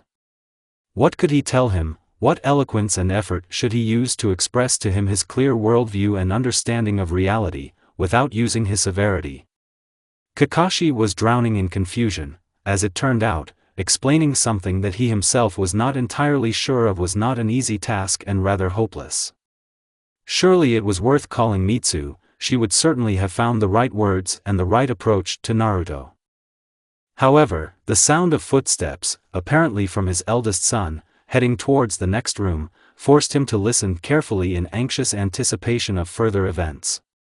The roar did not die down immediately. It vibrated in my ears for a long time, as if it was desperately trying to cling to at least something insignificant, but it turned out to be in vain. When a creeping silence reigned in the house, the man was able to exhale with relief. Sasuke, it must be admitted, knew better than anyone else how to competently influence his brother's zealous character. Despite their regular quarrels, misunderstandings and loud scandals, it remained a mystery to Hataki what was going on in his son's room at that time. For fear of accidentally disturbing the resulting peace, he chose not to visit them until nightfall, deciding to look only around midnight, when the two were already asleep. The picture that appeared before his eyes was reflected in his relaxed, closed eyes with a degree of sincere bewilderment. They were closely and intricately intertwined in a tenacious embrace with half-naked bodies, absorbed by the lion's throes of ominous shadows that were cast by a thick, still completely new candle. All of it flowed with amber light, powerful willpower and submissive tenderness for the wise faces of the saints, which were now placed in the same order. The man's chest trembled for a moment in a silent laugh. He could not even imagine what kind of power they really had over each other. After the painful loss of a loved one, Naruto believed that nothing else would make his heart ache with the same unbearable pain, because, as it seemed to him, he had already gone through that difficult time and from now on could treat things like this more calmly. However, the realization of his deep error overtook him 2 years later, when, during the tender season of the hot summer, his younger brother suddenly died. Konohamaru, that was the name of the grandson of the former, now deceased chairman of the collective farm, was a lively boy, with sharp features of a daring face and a corresponding character, because of which he often got into various troubles and had long since become accustomed to the pain of everyday spanking. Uzumaki considered him his second non-blood brother, and, despite the difference in age, respected him as his like-minded person and devoted friend, who agreed to even the most reckless undertakings without any hesitation. But despite his unbridled temper, he honored the bright memory of his late parents, obeyed the instructions of his elders, and in their eyes tried to appear, if not docile, then at least a respectable and delicate boy. But this, however, did not exclude it from being excessively problematic, often entailing both physical and moral losses. Naruto liked to feel like a teacher, teaching the foolish and instructing them on the true path. I liked that Konohamaru unquestioningly obeyed him, saw in him an underestimated personality and, wanting to imitate him in everything, without realizing it, stroked his proud boyish pride on his shiny fur. No one then could have thought that on one of the undistinguished days he, as a 7-year-old boy, would leave this world. According to the old fisherman, who decided to take a nap in his boat on a warm day in anticipation of a bite, the boy frolicked in the lake with several other equally loud children until, instead of happy laughter, anxious cries began to be heard from them. He says that by the time he woke up and realized what was happening, the boy had already plunged headlong into the water, and on the surface, apart from strong splashes and bubbles, nothing could be seen. The old man immediately abandoned everything and rushed headlong to the rescue, but he pulled out an already lifeless body from the water. It was sucked into some kind of vortex that had formed at the bottom, from which even he himself, an overweight man, miraculously managed to get out. At the last moment he managed to cling to a long snag. That bright day was darkened by horrifying news. The women's faces showed painful grief, comparable only to their own loss. Men, who by nature were not very emotional, reacted with the same defeat. Sorrow also smoldered in their hearts. Naruto was never able to see Konohamaru's face because his relatives wanted to bury him closed. However, he was given the opportunity to contemplate the unusually painful picture of farewell. He clearly felt how his heart, heavy, falling like an unliftable anchor to the very bottom of his gut, was being torn into fibers by thin strings when his grandmother, inconsolable in her boundless grief, lay down with her chest on the closed lid of the coffin, sprinkling it with her undrained tears. He lowered his head and covered his ears until there was a continuous roar, just so as not to hear her begging for her death, asking her to take her with him and not torment her, a sinner, with such monstrous torments. In unimaginable spiritual anguish, she raised her thin, veined hands to the sky, exhaustedly trying to lift herself to the altar, giving up her twisted soul in exchange for the life of a holy, innocent child. Did the Lord hear her at that moment? Did you feel the unbearable suffering that cut her up from the inside? Naruto didn't know. I didn't want to know anything anymore. He, ashamed of his presence, looked away into the depths of the gathered people, who were like a black sea, sadly rippling after the ill-fated storm and with the howling melancholy of the wind washing the coastal rocks around it. Over their heads, black clouds circled flocks of maddened crows, flapping their resinous wings with tireless incessancy and deafening the area with their ominous, booming cawing, and their eyes sparkled with carnivory, inextricably directed at the still empty open grave. The old, like a century-old tree, the loose body of an elderly woman bent terribly, broke unnaturally, bent sharply in unimaginable poses of true despair and reeked of senile infirmity, inhuman pain, and the gloomy doom of rotting on this earth alive. Alone. Just looking at the mealy trails of tears on the sunken cheeks of the exhausted old woman, her eyes rolling under bottomless eyelids and her crushed, mournful appearance, Naruto burned in the fire of his inflamed lungs, suffocated by the invisible smog of the forcing dome of excited birds and, it seems, fell somewhere into the abyss. Then he was unable to shed a single tear, until the end of the burial, his gaze remained as inadmissibly clean and dry. Only upon arriving home did he allow himself to pour out his soul in a wild scream that rolled in unbearable tremors. That day, he did not allow anyone to enter his room, intending to release everything that had accumulated alone. Without extra eyes and consolations. Only the icons remained his silent observers, which he no longer dared to touch, because he believed. Until now I believed in spite of everything and everyone. Because I promised myself not to deviate from my words given before God. After all, they were all loved by him. Everyone is valued and significant, concealing some purpose. Right? Naruto was a restless and playful child, always looking for adventures on his obnoxious ass. But what about Sasuke? Was he as obedient and calm as it might seem at first glance? In fact, this was far from the case, despite the distinctive feature of his exemplary behavior of the type of adult prudence. Uchiha, as is typical for all children of his age, also knew how to smoke recklessly and often get involved in dubious adventures, as a result of which he could sometimes get less than the younger one. But, in truth, he still remained a child with a fairly developed intellect and prudence. His father respected these qualities most of all, because he knew that if something happened, he could be relied on without much fear. Naruto, by the way, was not a fool at all. Having experienced a lot of simple punishments from the older generation, he grew up smart and resourceful, which greatly contributed to the implementation of new, more sophisticated ideas. In addition, he had excellent skill, acquired in petty, almost everyday theft, such forays for provisions, into collective farm fields or into someone's personal gardens, which he, his brother and several other guys periodically went out to replenish home supplies. However, for the most part, this definition was an ordinary excuse, because they did it more out of ordinary mischief than out of any good thoughts. But, it must be said, adults, unless, of course, they were the receiving party, were not very indignant, and sometimes even praised for such raids. Because they remembered themselves as the same excited mischievous people and understood that taking away such entertainment would not work anyway. Moreover, they had a good percentage of this, and it would be a shame to say that they were dissatisfied with this. What's more, sometimes they even asked their people to go at night for additional feed for livestock or household chores, promising something petty in return. The main prohibition was not to destroy personal gardens and not to grab something essential or something that is essentially not needed at all, since this was already called ordinary tomfoolery and the transfer of products. However, if these taboos were nevertheless violated, the parents were forced to compensate for the damage. This most often cost them the return of the same spoiled products.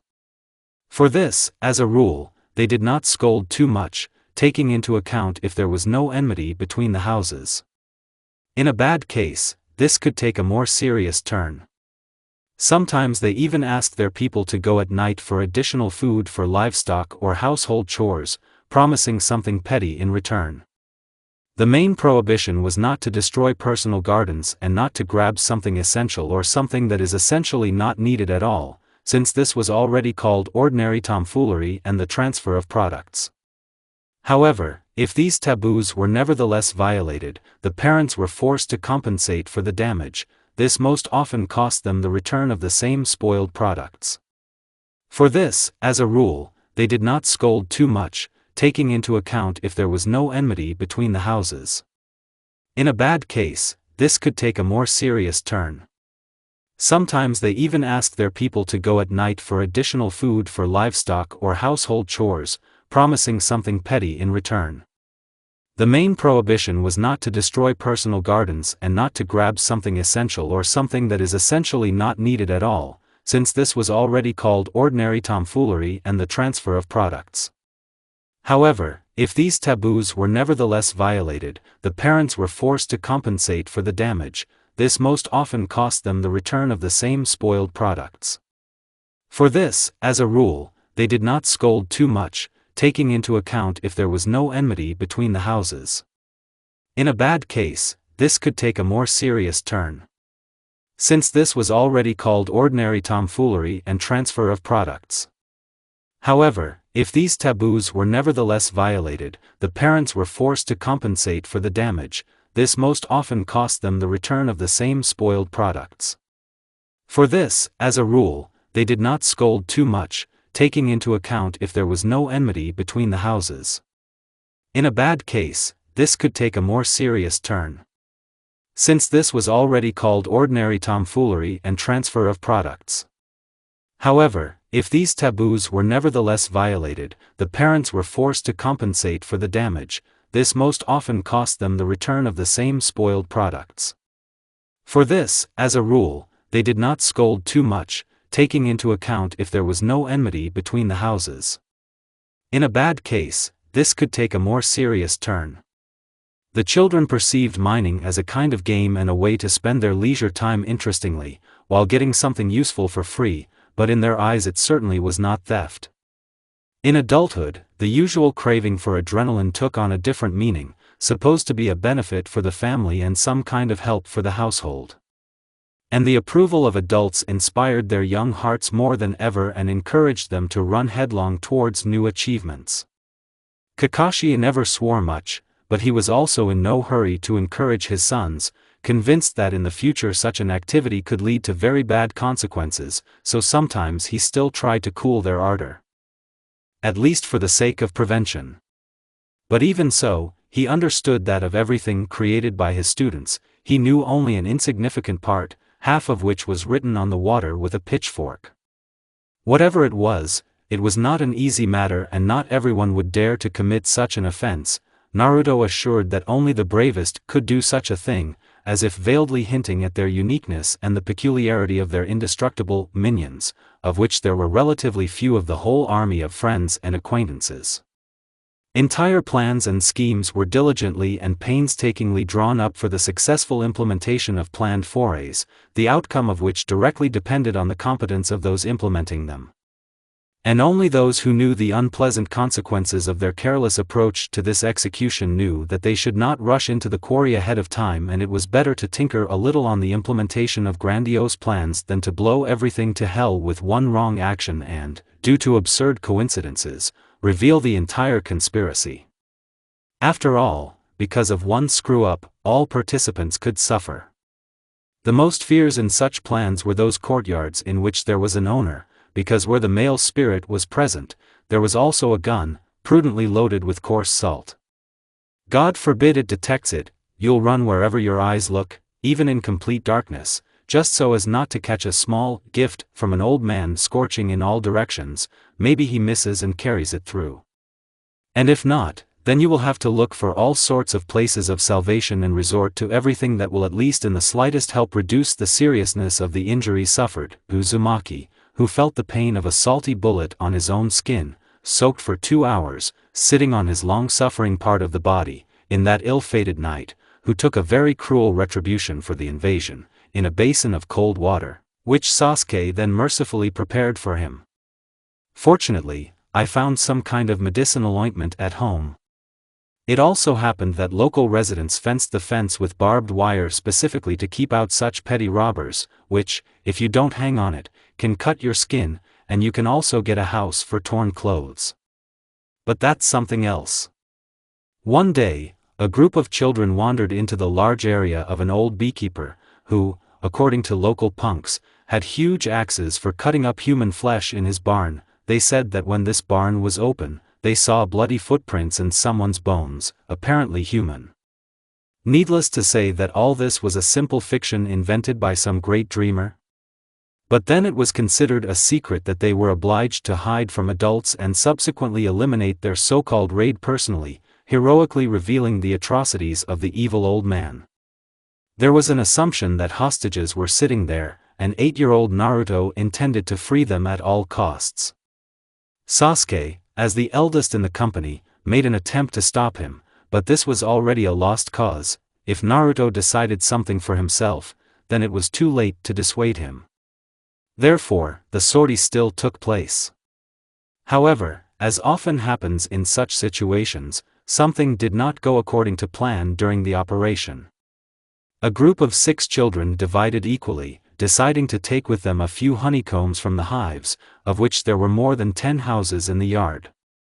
The remaining members of the team, who carefully took a crowbar to open the lock on that barn, began to brutally pick it, perplexed by the complexity of this task. Who could have known that in reality it would be much more difficult? What did you imagine in your head?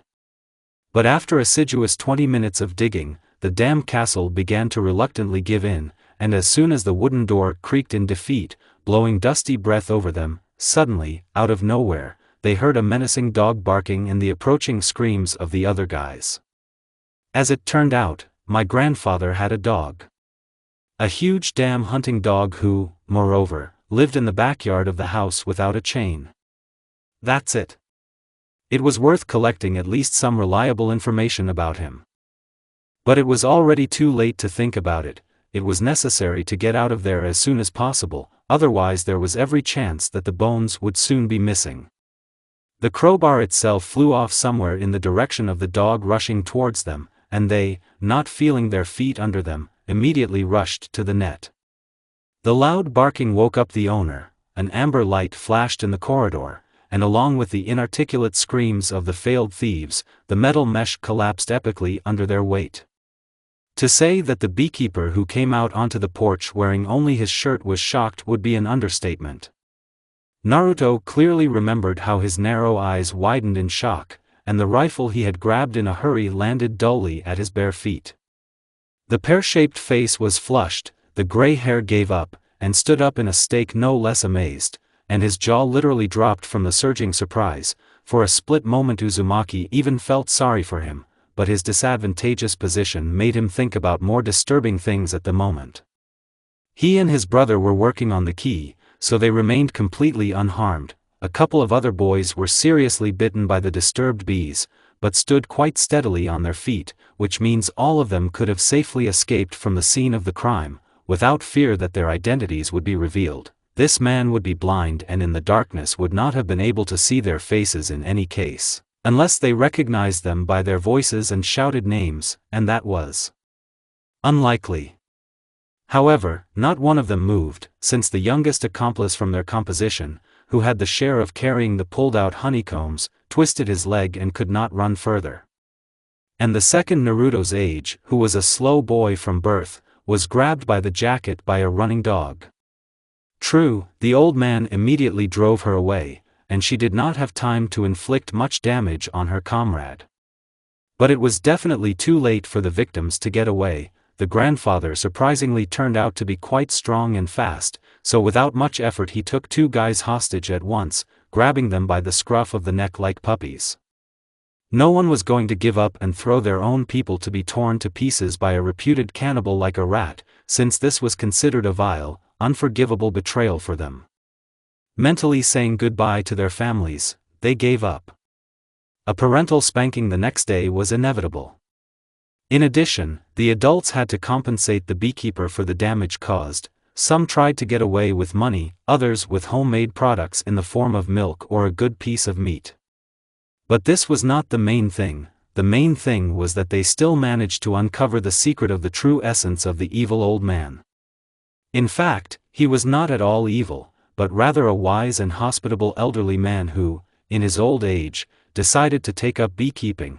It turned out that it was from him that his father bought their adored honey. When the whole team spent the next few days helping the beekeeper install a new net, they did not fail to ask him about the terrible rumors, to which he only laughed. Then the man, still smiling strangely, led them to the barn. The guys hesitated, still overwhelmed by doubts, but curiosity still got the better of them. The truth turned out to be so simple and at the same time absurd that I wanted to sink into the ground for my prejudices. As the old man later said, once a week he used a large log to chop bones for his dog, which he bought cheaply from neighbors who had livestock. There could be no talk of murders or crimes. The boys felt even more shame when their grandfather handed them a large jar of crystal-clear linden honey for the work they had done. This experience taught them not to look at a stranger with an empty bias imposed by other people and not to interfere in the yard of every suspicious person. The most memorable case in Naruto's practice was the house of a truly capricious and malicious female beater, after a personal confrontation with whom he once and for all put an end to his recklessness. Sasuke was only glad of this then. Because the thought that he would no longer have to participate in this shit because of the supervision of a restless idiot was more than satisfying.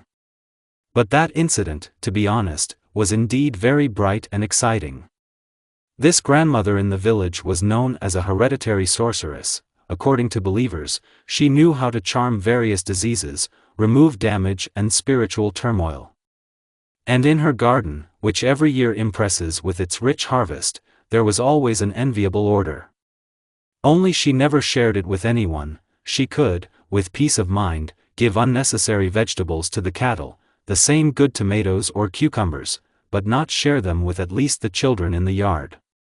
An enormously corpulent body, with a purple, cheeky face and a gray, shiny tuft of hair, constantly groaning and swearing, she walked around her house invariably gloomy, leaning on a crooked cane and looking around unkindly. And when someone passed by, sometimes such fear would seize him that he would stare at you and curse you with a bad word, that people generally tried to avoid this house. However, the village was small, and whether you like it or not, someday you will still run into her on the same path. If something bad happened in families, they found some kind of witch's linings from gutted animal carcasses and obscure, singed rags on their plots, then they immediately blamed everything on the local sorceress, without trial accusing her of all the sins and evil deeds committed. She, however, never denied this, led a secluded life and, it seems, completely lost her mind in her old age. Because of her grumpiness and extreme hostility, the children did not like her very much. They pestered her in every possible way with annoying screams and secretly threw eggs, rotten tomatoes on her porch, in general, whatever was necessary. They laughed loudly at her exclamations and menacing curses, thrown out in dirty spittle from her rotten, ugly opening mouth, from where, as if from a dark hole, a single gold tooth sparkled. But at the same time, no one dared to cross the threshold of her house, or even step foot into her yard. This proved that she kept many people in fear, not only children, but also adults. However, desperate people, mired in the despair of their troubles, illnesses, and incessant misfortunes, despite all superstitions, turned to her for help. What they gave in return remained a mystery to everyone, but, according to witnesses, there really was a result of her work. One summer near Kalatovka, a large apple tree that had gained strength gave good fruit. There were so many large ripe apples that the young tree began to involuntarily bend to the ground from such an excess. But, interestingly, neither she nor even the crows began to peck at the harvest. So they rotted, untested by anyone. As soon as Naruto looked at this disgrace, he immediately involved his most loyal friends in developing a new plan. Sasuke, in turn, did not strongly oppose the idea, because he was completely captivated by the mouth-watering description of his favorite tomatoes, which, according to his brother, were also in abundance there. There was no need to be particularly careful. The old woman was half deaf and blind in one eye, and she was in no condition to run at all. Uzumaki invited only 2 guys with him, with a hint of greed, considering that the prey this time was easy, which means that the less he calls, the more he and his brother will get. The first boy was the fanged bully Kiba, the second was a shaggy, unhinged boy, not so long ago taken from an orphanage by a local hard worker to work in the fields. In appearance, he seemed like a completely frail child, who, despite his 10 years, could not be more than 8. To be honest, he felt sorry for him. Naruto often brought him food from home and, with his father's approval, gave him some toys, because for some reason he could not resist the sad look of dull green eyes, which he just wanted to cheer up, shower with bright sparks of happiness. Ayato, that was the name of this boy, was very downtrodden and crippled by life. When called names in his direction, instead of hitting the offender in the nose, he fearfully lowered his head down, while bleating something inaudibly under his breath. Because of this cowardice that was inappropriate in their circles, most of the yard boys did not like him, designating him as a universal subject of ridicule and mockery.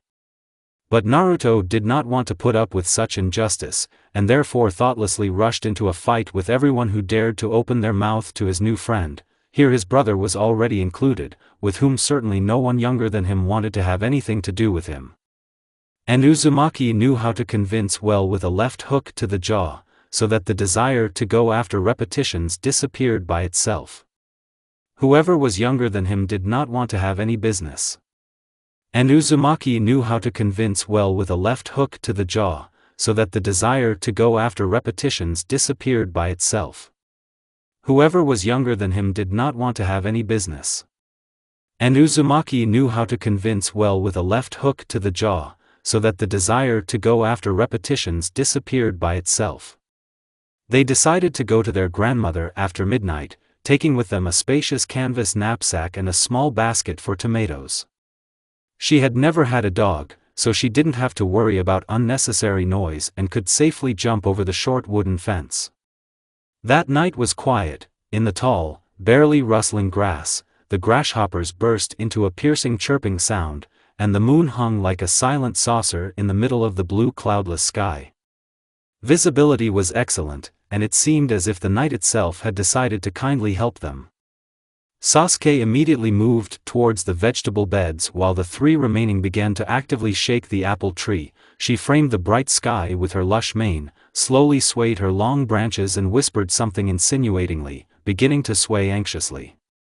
The knapsack filled up too quickly, and when the eldest, having collected only a few large tomatoes in his basket, he came to the guys with a call to leave, they, as if intoxicated with greed, with an unimaginable lust to collect every single fruit, indiscriminately began to shove them into their pockets and throw them into the hems of their shirts.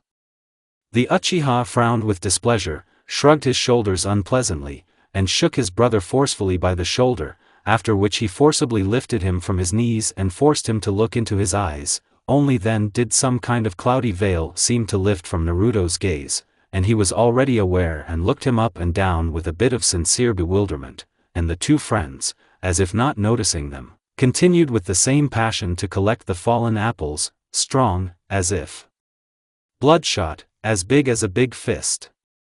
Uzumaki tried to reach them, shouting that he had enough of what he had collected and that it was really worth leaving, but they ignored everything, as if he hadn't even opened his mouth. Then his back stabbed from a strange frost on his skin. Naruto instinctively turned his head towards the house and froze, as if scalded by boiling water.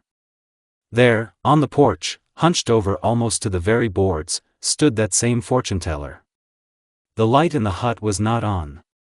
In one hand she had some kind of wormwood rapidly burning, and with the other she leaned on a cane.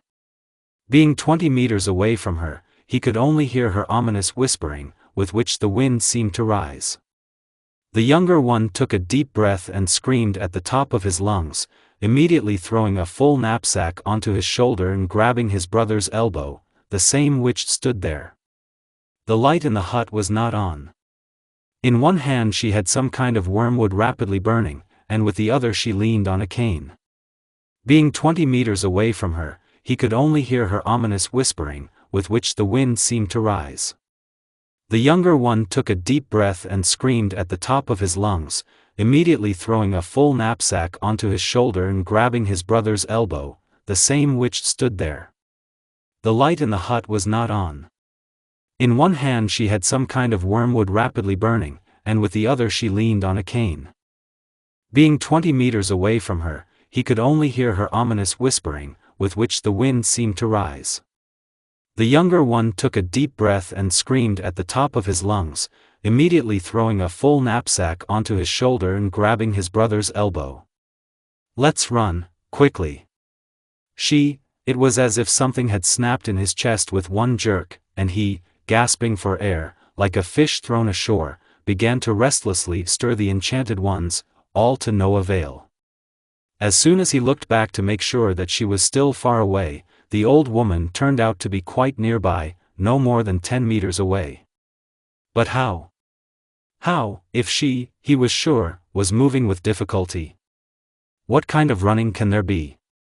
She was so close that in the light of the crackling fire he could see her more than clearly. The shadows cast from the flames covered her chewed face, lay under the wrinkles and disappeared into the opals of her gloomy eyes, blazing with witchcraft fire.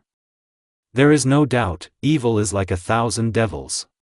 Fear gripped his body, and if it weren't for Sasuke, who rushed him headlong towards the exit, he probably would have stayed there. A strong whirlwind almost swept them off their feet like a gust. They miraculously managed not to slow down and in one fell swoop jumped over the fence, which, as soon as they moved away, shook greatly, creaked, as if several men began to break it. The screams of my friends forced me to stop abruptly and freeze about 40 meters away in terrible anticipation of the unknown. Exactly a witch.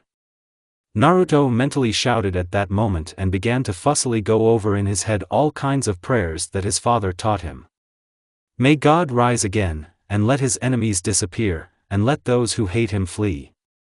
As smoke disappears, they will disappear. Just as wax melts in the face of fire, so demons will perish on behalf of those who love God and are marked with the sign of the cross, and who say in joy, "Rejoice, most honorable and life-giving cross of the Lord, cast out demons by the power of our Lord Jesus Christ crucified on you." Before Naruto had time to finish reading, Kiba unexpectedly rolled towards them head over heels from the slope. All dirty, in tattered clothes and with frightened eyes, he could not utter a word. He only muttered brokenly and, not having the strength to get up, anxiously pointed towards the old woman's house. In his hand he held tightly his grandfather's golden cross, which had been torn from his neck, so tightly that his palm began to involuntarily bleed. There was no time to understand what had happened, and there was no energy.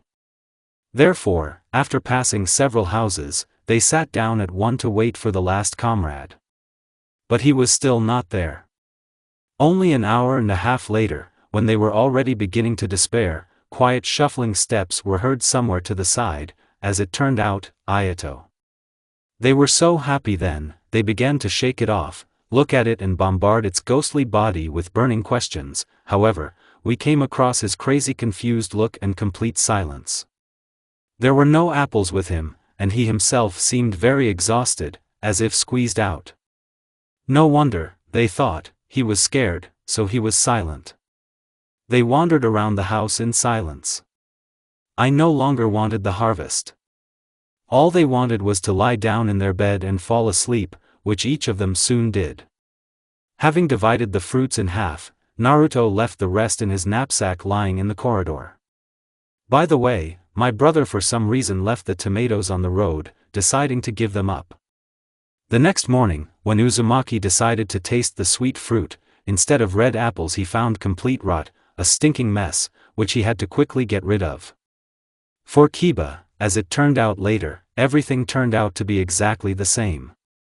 But Ayato could not answer. From the horror he suffered, he became mute and even more anxious than he was before. No one could ever find out what happened to him on that ill-fated night. A week later, his guardian took him, as they later said, back to the orphanage due to his inability to work and a lot of trouble with him. Kiba, by the way, couldn't tell anything intelligible either. He only said that some kind of dregs had attacked him, that he couldn't hear or see anything except apples, and only then he noticed the black image of a fortune-teller waving her arms terribly and reading something in an incomprehensible language, and everything else, exactly until the moment he found himself near them, seemed to have escaped from his memory. This incident was terrible. Naruto will remember it for the rest of his life. They didn't say anything to anyone. And they walked around the old woman's yard a mile away until her death. The desire to steal never came to him again. Then he pestered his brother with questions about this. However, as it became clear, he could also say little about what happened, because he still could not fully understand all the details of what happened. True, Sasuke still refused to believe in magic, as well as in the power of God, thanks to which, as Naruto convinced, they all survived. Until the age of 11, Naruto regularly visited the house of worship together with his religious nanny every Sunday morning, while his father and older brother managed the household as usual. And every time, like the first time, he selflessly admired how the red glow of the blossoming dawn carefully covered the sharp peaks of the mountains with its unsteady mantle, which, no matter how closely you watched its smooth play, completely imperceptibly transformed into more delicate and lighter tones. He liked to look at the serene face of his dear nanny, who at such mesmerizing moments seemed very thin and fragile, with an unusually straight posture and a high raised chin, as if someone invisible was securely holding her and stroking her with the warm light of the sunrise. Casting the color of rich lilac, her faded blue eyes shone with enchanted joy. Before going beyond the fence of the prayer house, Aunt Mitsu paused for a short time to cross herself, whisper some probably very important words and bow politely. At the entrance, each woman was given a headscarf and only then escorted inside. All this happened in reverent silence, allowing only unobtrusive whispers, which were monotonously lost as soon as the thin girlish voice stretched out its first virgin notes. Behind them flowed the piercing voice of the reader, an overly tall 40-year-old woman, who in appearance definitely had some kind of thoroughbred. Her appearance, I must admit, was quite distinctive. The faded curls of her thick hair strongly emphasized her dark skin, which clearly hinted at her foreign origin. And the woman's speech flowed smoothly, like a slow stream. The bright light that flooded the room, which had not yet fallen into darkness, emanating from a dozen candles glowing in candlesticks, flickered like an oscillating dome in the corner of the temple, instilling bright hopes and peace in the hearts of believers. Sometimes Naruto noticed how quickly other people's candles were thinning, flickering alarmingly, pouring out hot tears, how they washed themselves with their hidden sorrow and took with them the thoughts of those praying, contained in the emerging fire. When he lit the wick of candles bought for a few coins from neighbors, he tried to put all his feelings into them, turning to God with a request to give health to his loved ones. He tremblingly listed each one, trying to hold back the tears that were involuntarily brewing. Placing the souls of the deceased for repose, he recalled the blurred features of his deceased father, his eyebrows, expressively raised to the sky in an old photograph, and the warm, an exorbitantly warm gaze turned to the soft profile of his mother, softened in his arms.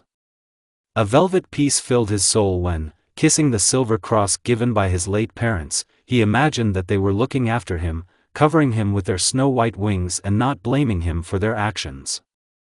The melodious voice gave peace, relieved doubts and said something incomprehensibly distant, but at the same time so close that it seemed that you would stretch out your hand and certainly touch what you were looking for. Such an atmosphere had an ambiguous effect on Naruto. The viscous aroma of incense calmed him, involuntarily filled his vigorous youthful body with heaviness and, surrendering, penetrated into his heart with a warm trail of white smoke. This made him overly lethargic and sleepy. Such behavior was unusual for him and manifested itself exclusively in this place, because even the church, to which he went much less often, did not evoke such feelings. For the first 10 minutes, he stoically repeated after the worshippers, intently listening to the drawn-out prayers and trying to listen to every word of the reader. And then, when his legs were so tired of standing in one place, and his whole body began to ache mercilessly, Naruto sat down on the bench with the firm intention of waiting for the end, and at the same time began to shamelessly examine those present. The long hems of the fluttering skirts caught the eye with beautifully embroidered patterns, constantly transforming with the active movement of the gathering folds. Each woman exuded irresistible admiration for her incredible devotion to her one creator, great willpower and immeasurable vital energy that burned like an indomitable flame in their chests. The ancient faces of the saints looked from the wall frescoes somehow in their own majestic, noble way, but in their eyes lurked a restrained sadness, carried through bloody tears and truly inhuman suffering. It seemed that all of them, with hidden bitterness, slid their tired eyes over the gathered people, giving their last strength to join their prayers, to give their last to the needs of their souls. But did everyone get what they came here for? Have you heard and seen all the lords? Naruto asked these questions many times, but never found an answer. The same nanny, devoted to the great father from an early age, answered him with a shadow of confusion, because no one, not even the clergy who dedicated their entire fleeting lives to God, could know this for sure. They could only rely on certain resources written by human hands. And, if everything that is said and received by those close to the Lord is created by people, then where is God's true appearance, generation? One day, a religious woman, who at that time was an assistant in the house of worship, said the following words to him in a strange intonation: "We are God's creations, we are also God's servants. We are all protected by Him and loved equally, we all have our own destiny given by the Father, and what to do with it, everyone decides for himself." At such a statement, Uzumaki only frowned in confusion, revealingly pretending that he understood the essence of what was said and seriously thought about these words, but in fact, he grimaced inside from the disdainful expression, "slaves. Are they hostages, dependent on someone and have no right to their own lives? Nonsense. This means that everything said by the reader and other pilgrims is also nonsense." At some point, Naruto wound up such a tangled ball of thoughts in his head in search of true morality that he completely freaked out. Here is Sasuke, he thought, well, he doesn't believe in anyone and his choice does not require any complex clarifications and covenants. To his passionate statements, into which Naruto tried to put all his indignation, the nanny never got angry, stroked him on the shoulder soothingly and deliberately quietly said, "While you are still small, Naruto, and you don't understand a lot of things, everything will come with experience, don't worry." Feeling stupid, he only became angrier, which is why he began to skip morning prayers more and more often. And after some time, he finally stopped visiting both the house of worship and the church, deciding that it was not close to him. But deep inside I still wanted to believe that they were created for something, loved and protected by someone. Maybe, this someone was precisely the people around him, and perhaps someone beyond the boundaries of the human mind. Naruto believed that it was better to be far from such thoughts than to load himself with such a heavy semantic load. No matter how much he revered the Almighty, no matter how much he swore his love to him under circumstances that were terrible for him, his passion for boyish amusements and comprehension of adult life could not be quenched. At the age of 12, Uzumaki caught his brother smoking. One school day, while frolicking at recess with his classmates, he accidentally noticed him, looking around suspiciously and heading into the schoolyard in a company of high school students.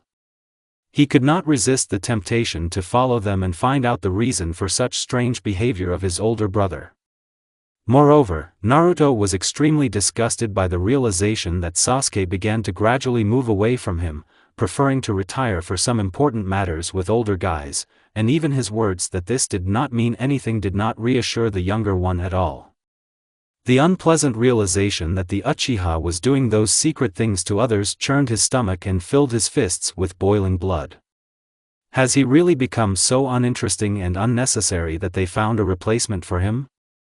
However, these speculations dissipated as soon as he saw the cigarette in Sasuke's hands, for which, apparently, he went off with some dubious guise. Exhaling blue smoke, the brother seemed relaxed and more than satisfied with what was happening. Naruto wondered, is it really that nice? He had noticed before how his father smoked cigarettes, but until that moment he had not attached much importance to it due to his other childhood interests. A little later, when he and his brother were alone, the blonde asked him about that incident. The kohl eyebrows immediately closed in displeasure on the bridge of the nose, and from the disapproving look, Uzumaki realized that he was very lucky that he had not thought to tell his father about what he had seen. Sasuke was gloomy and indignant that they were spying on him, but he did not have the conscience to reproach him, since he felt an insurmountable shame in front of the younger. I didn't want to set a bad example and let him try everything that he had already tried on himself, because he knew well the harmfulness and destructiveness of such things. I forbid you to smoke, I'm not old enough yet, he said rudely, trying to put pressure on his brother with his demonstratively negative attitude towards this.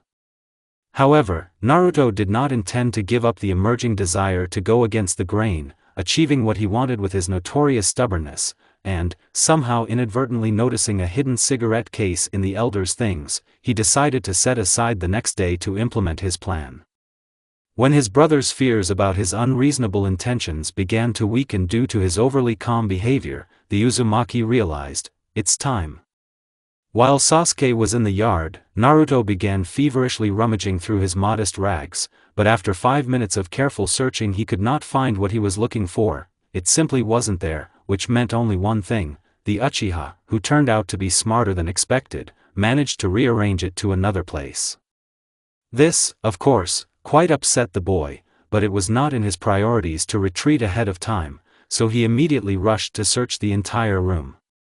The mess that he unknowingly created in his frantic search would have been very difficult to hide, but then that was the last thing that bothered him. The main thing was that after some time he still managed to find it. A flat case with interesting contents was found under the mattress. How come Naruto hadn't bothered to look under it earlier? The boy could barely restrain himself from screaming with joy when he took a careless rolled-up cigarette out of his cigarette case. But he never managed to finish what he started. Using the matches stored in his pocket, approaching steps were heard very close by. A ridiculous thought flashed through his head to throw the thing under the bed, but it didn't have much confidence, so he couldn't think of anything better than to hide his hands behind his back in an absolutely unsuspicious manner, leaning against the wall with an extremely carefree look. The door swung open with a jerk, so that cold streams of air sent a terrible chill down the victim's skin. The heart froze in fear, firmly stuck to the spine. The black eyes, which in the evening darkness seemed blacker than usual, seemed to have turned into two bottomless wells, in which angry devils splashed at full speed. Having used the matches stored in his pocket, he did not succeed. Approaching steps were heard very close by. A ridiculous thought flashed through his head to throw the thing under the bed, but it didn't have much confidence, so he couldn't think of anything better than to hide his hands behind his back in an absolutely unsuspicious manner, leaning against the wall with an extremely carefree look. The door swung open with a jerk, so that cold streams of air sent a terrible chill down the victim's skin. The heart froze in fear, firmly stuck to the spine. The black eyes, which in the evening darkness seemed blacker than usual, seemed to have turned into two bottomless wells, in which angry devils splashed at full speed. Having used the matches stored in his pocket, he did not succeed. Approaching steps were heard very close by. A ridiculous thought flashed through his head to throw the thing under the bed, but it didn't have much confidence, so he couldn't think of anything better than to hide his hands behind his back in an absolutely unsuspicious manner, leaning against the wall with an extremely carefree look. The door swung open with a jerk, so that cold streams of air sent a terrible chill down the victim's skin. The heart froze in fear, firmly stuck to the spine. The black eyes, which in the evening darkness seemed blacker than usual, seemed to have turned into two bottomless wells, in which angry devils splashed at full speed. So he couldn't think of anything better than to hide his hands behind his back in an absolutely unsuspicious manner, leaning against the wall with an extremely carefree look.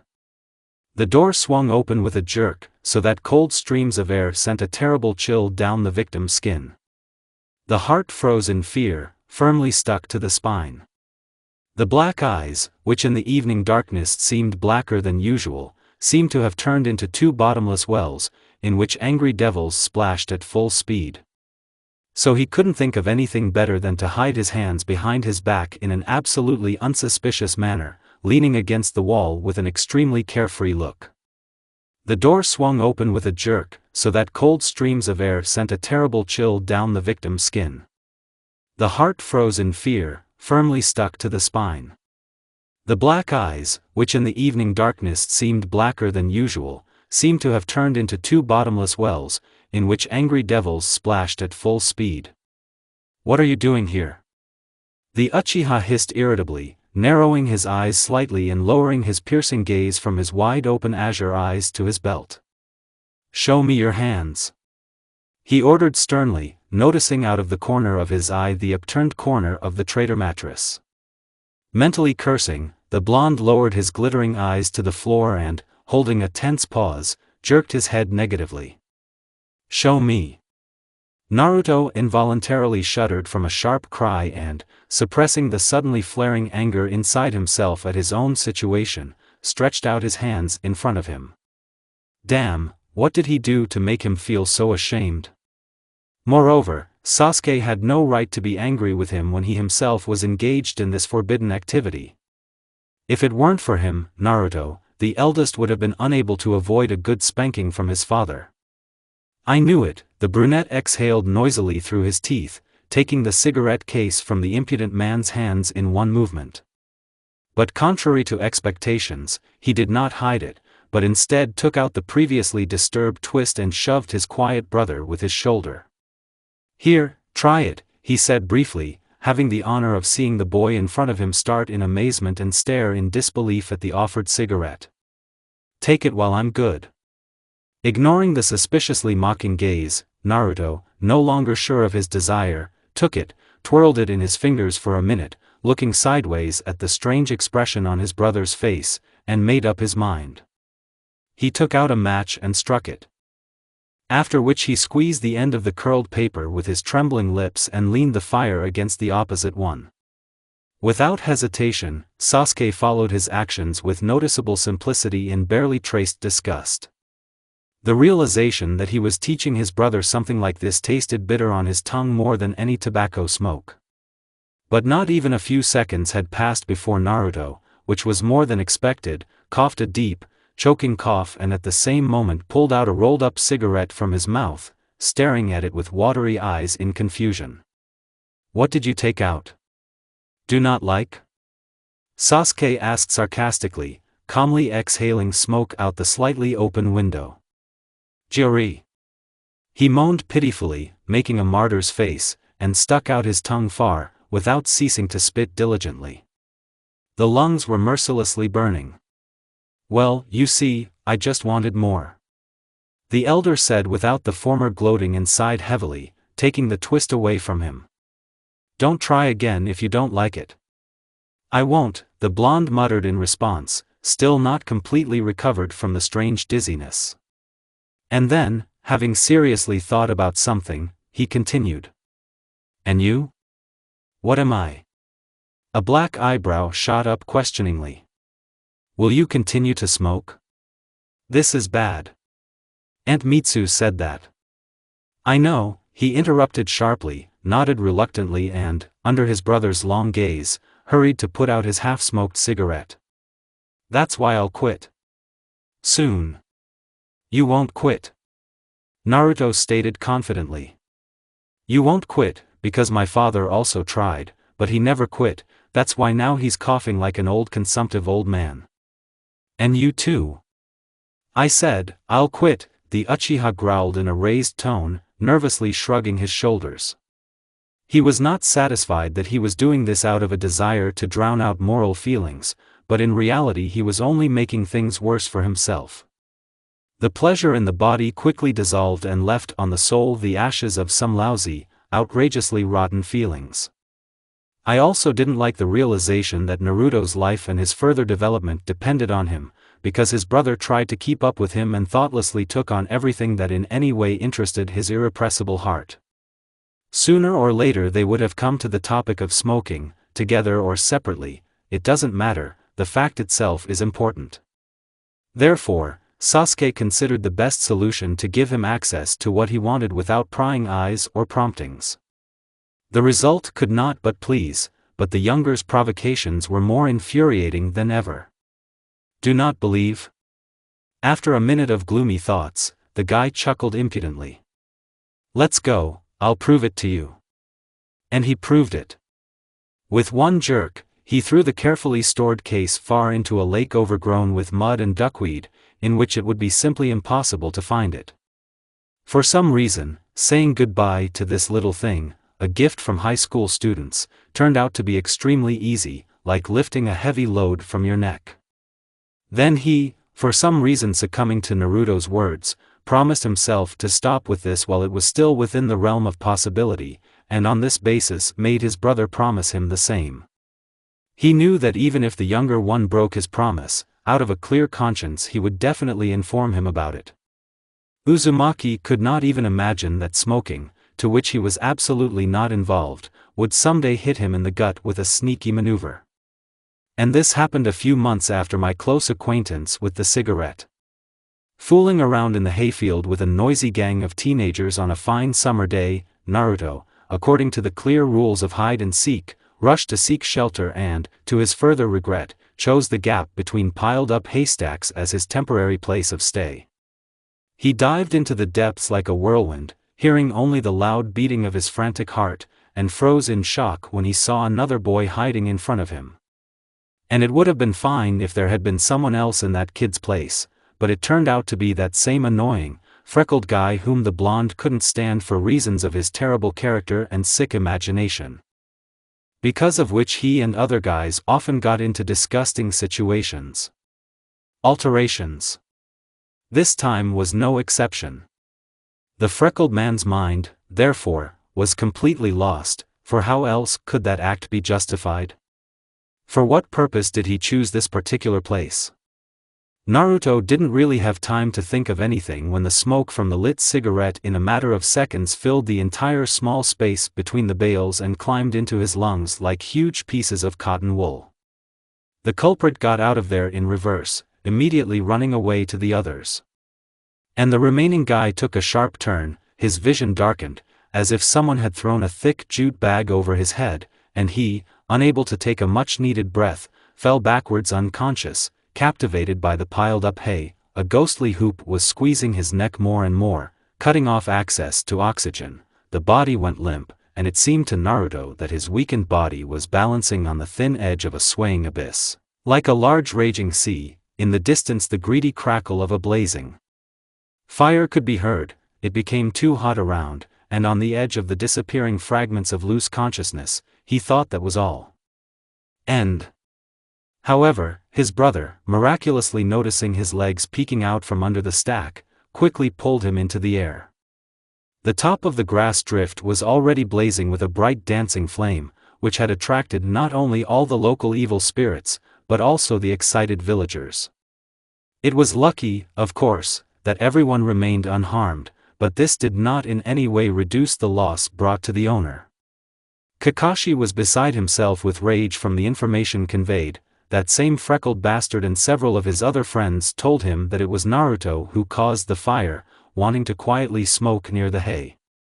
The man was forced to pay a tidy sum for the damage to several bales, while listening to a lot of sophisticated abuse towards his students, including himself. The first, by the way, were immediately subjected to severe punishment by his heavy hand. He did not intend to tolerate such shameless waywardness of his sons. Despite the fact that, according to witnesses, only the younger one was to blame, he decided to punish both, since he was sure that the eldest, if he did not smoke, which was hard to believe, then certainly knew about his brother's new hobbies. However, the current situation changed abruptly when, a little later, the embittered Sasuke dragged the real culprit to his feet, pretty battered and exhaustedly groaning in pain from his broken lips and broken nose. He confessed without any delay, sincerely bowing his head in repentance. Was Hatake angry at that moment? Did he feel regret, looking at the hackneyed image of a mean puppy? Oh, it was impossible to express in words how much he scolded himself then, with what shame he recalled the cruelty shown towards those uninvolved. Not a single thought flashed then about the culprit himself. It was worth understanding the situation better and, in the end, showing restraint by patiently listening to the version of the wards. Then his heart was bound by an invisible vice, and he had to make an effort to apologize to his sons. He did not hand over the brat, rightly believing that he had learned his lesson for a long time. And Sasuke, no matter how much Kakashi liked the manifestation of unjustified violence, thanked him and gave him money at his discretion. Naruto, in turn, got a big new bicycle, which, judging by his happily sparkling eyes, he liked.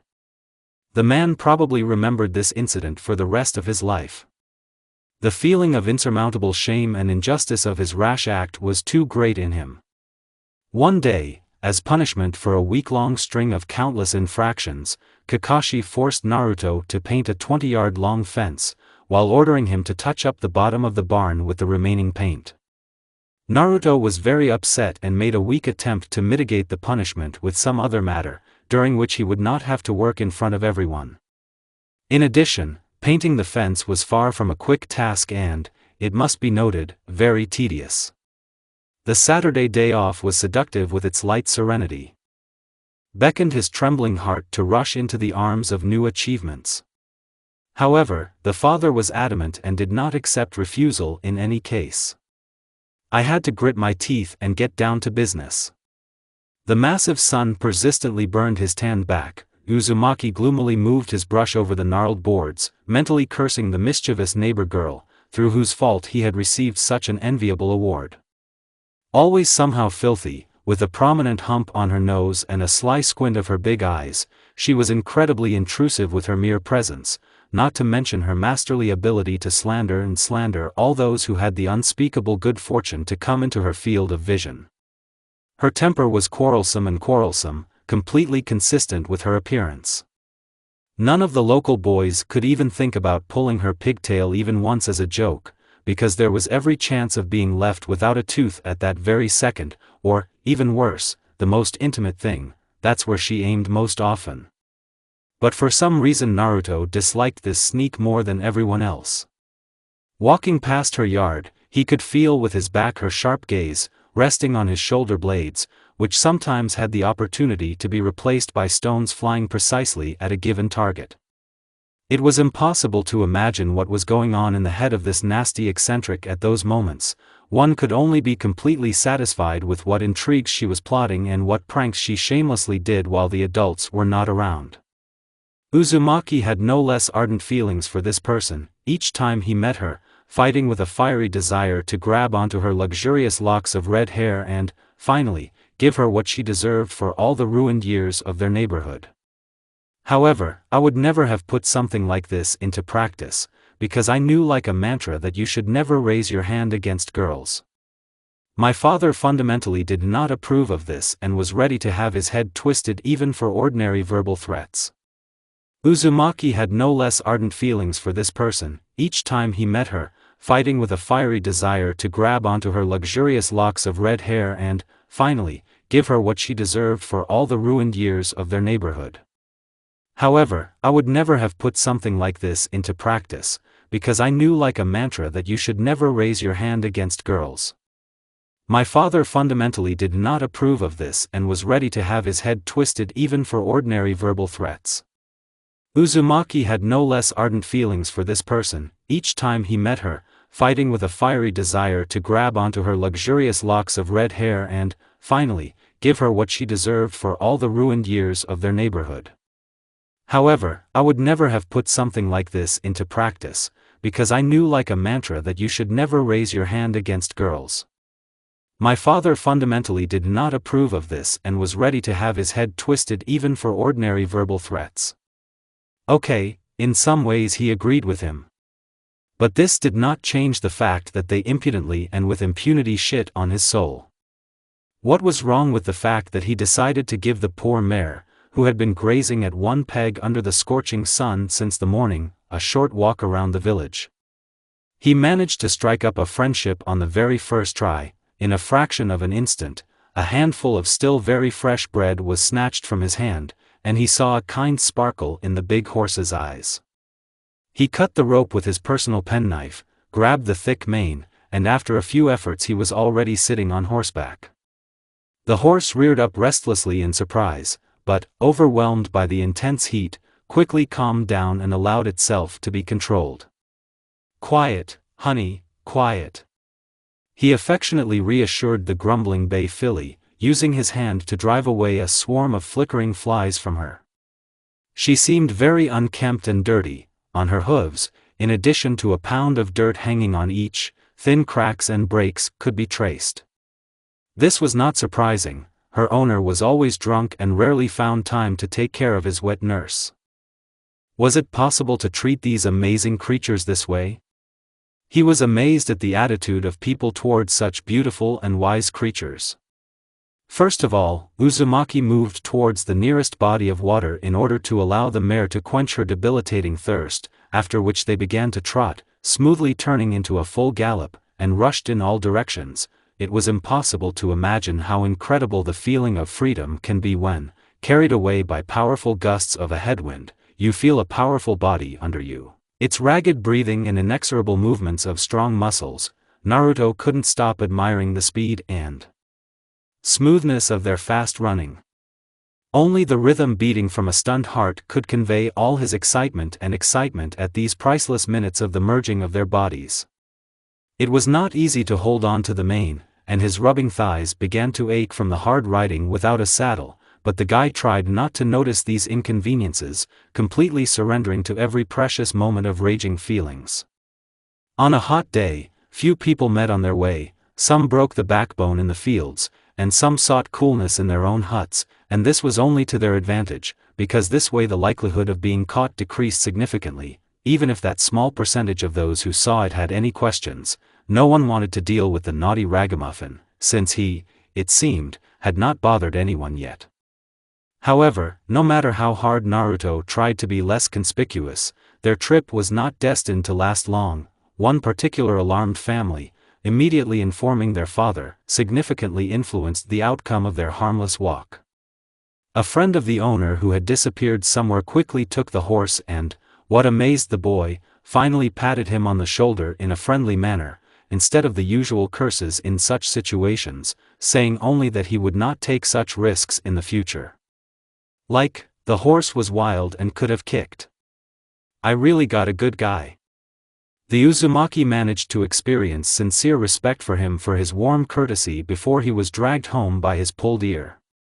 As it turned out, no noise would have started if one harmful informer had not ran to the parents with the news about the neighbor's hooligan who stole a horse. The question is, how did she know that the mare was stolen and not borrowed?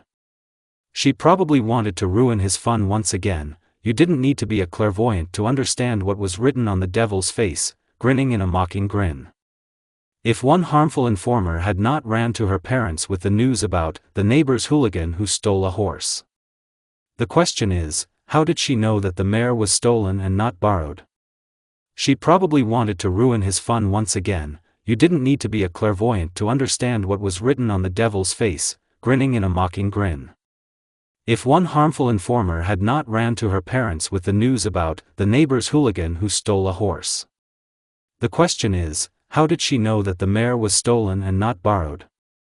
She probably wanted to ruin his fun once again. You didn't need to be a clairvoyant to understand what was written on the devil's face, grinning in a mocking grin. Naruto zealously denied his guilt in stealing the animal and directly told his father that he had done nothing wrong. But this incident finally undermined Hataki's self-control, who every single time felt unspeakable shame in front of the local residents, and it was simply dangerous to argue with him. With the gaze of a beaten mongrel, he followed the backs of the boys riding on bicycles, who hooted maliciously at him and made funny faces. But Naruto himself was not amused. Sweat poured from his head in a stream, and even the hat, which was supposed to protect him from sunstroke, only aggravated his condition. I wanted to take a dip, but leaving the place of punishment was strictly prohibited. But the neighbor's iron barrel standing nearby, recently filled with clean water, was calling him to it. Could he refuse her? No way. Having carefully examined the area and made sure that there was no one nearby, he almost plopped into it from a running start, plunging himself up to his neck. It was bliss. It seemed to Uzumaki that he was born again. He felt so good in this hot neighbor's barrel, only its heated edges slightly burned the skin, which, however, it didn't really spoil the pleasant feeling. He melted into it like melted butter, now breathing in the thick heated air with pleasure. But no matter how much he wanted to splash around in the cool water longer, he had to get out before he was spotted. However, to his great regret, Bai caught up with him much earlier.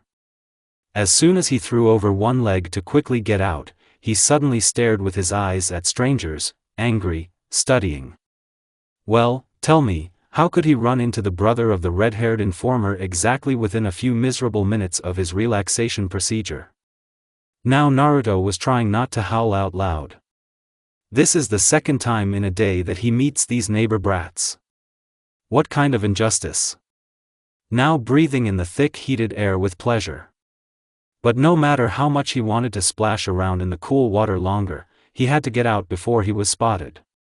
However, to his great regret, Bai caught up with him much earlier. As soon as he threw over one leg to quickly get out, he suddenly stared with his eyes at strangers, angry, studying. Well, tell me, how could he run into the brother of the red-haired informer exactly within a few miserable minutes of his relaxation procedure? Now Naruto was trying not to howl out loud. This is the second time in a day that he meets these neighbor brats. What kind of injustice? Now breathing in the thick heated air with pleasure. But no matter how much he wanted to splash around in the cool water longer, he had to get out before he was spotted. However, to his great regret, Bai caught up with him much earlier. As soon as he threw over one leg to quickly get out, he suddenly stared with his eyes at strangers, angry, studying.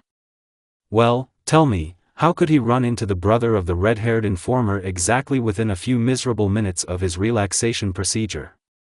Now Naruto was trying not to howl out loud. This is the second time in a day that he meets these neighbor brats.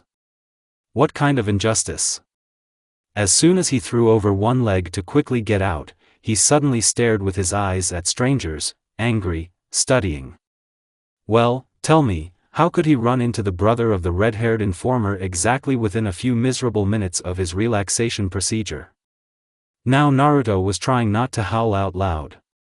This is the second time in a day that he meets these neighbor brats. What kind of injustice? As soon as he threw over one leg to quickly get out, he suddenly stared with his eyes at strangers, angry, studying. Well, tell me, how could he run into the brother of the red-haired informer exactly within a few miserable minutes of his relaxation procedure? Now Naruto was trying not to howl out loud. This is the second time in a day that he meets these neighbor brats. What kind of injustice? Hey, haven't you mixed up anything? The long-eared bloke asked in a low voice, in a deep voice, as if defiantly straightening his broad shoulders. Damn, this wasn't enough yet. No, he said quietly, but trying not to show his apprehension, awkwardly clearing his throat. Yes? But it seems to me that I got it mixed up. The overgrown 15-year-old landed with a sharp jump from his bike and ostentatiously swung his flip-flops so that the road dust rose almost to his waist. My sister kept complaining about you. He added casually, with clearly bad intentions. Is it really that much of a callus on my eyes? Naruto hissed through his teeth, freezing on the unfortunate barrel, as if an animal had been spotted stealing. This boy was lanky, awkward and thin, but he had enviable strength in his hands. Uzumaki knew this well. I didn't want to have anything to do with him. Run? Stupid. And running into a fight is even more stupid, but this could not be taken away from him. And how? Apparently, your old man is so bad that he can no longer keep an eye on you. Well, it's okay, I'll teach you a good lesson. His sharp, well-groomed face reflected the pathos of a rooster, his chest moved forward, and his whole body, one got the impression, fluffed up, like a fighting cock before a fight. Realizing that things smelled like something was fried, the blonde instantly jumped down and tried to get into a more comfortable position, watching from under his brows his opponent's warm-up actions. Oh, his father will blow his mind when, instead of a painted fence, he shows him his painted face. Don't touch my father, if he wants to, he'll break your back in no time.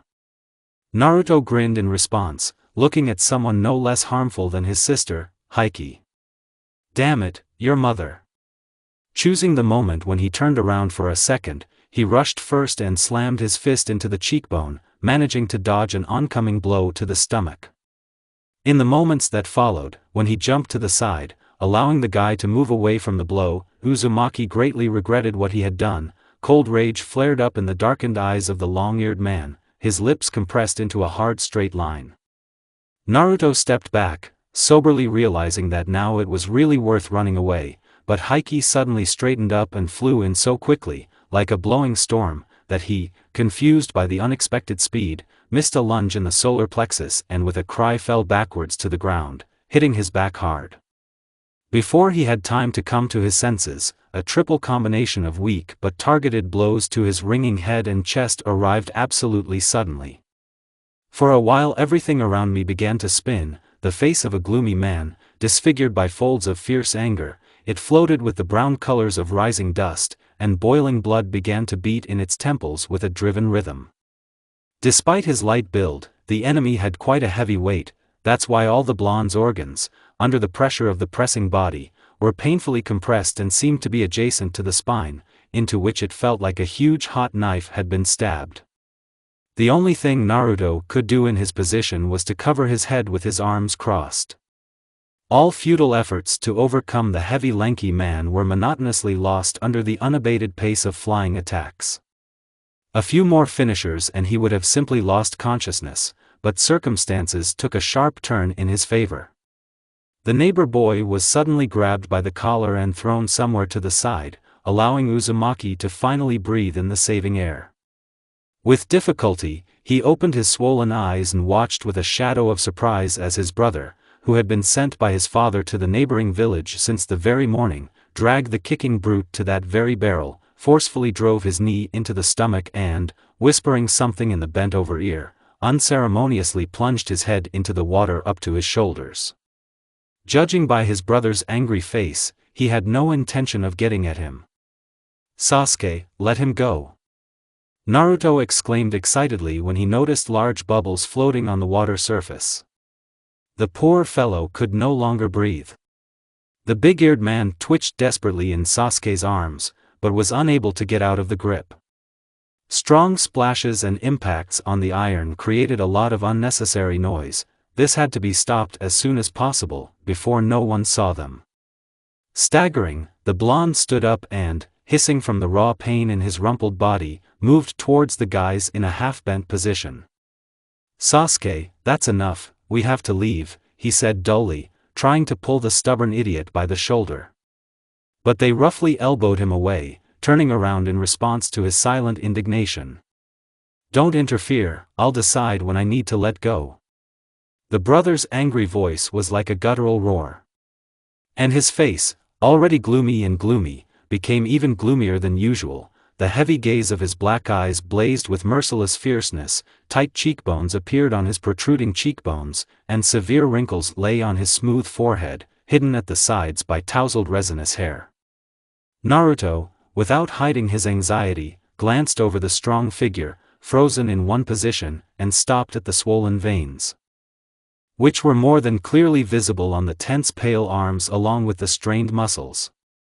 And against his will, despite the circumstances, he was seized by an involuntary admiration for the manifestation of this subjugating force.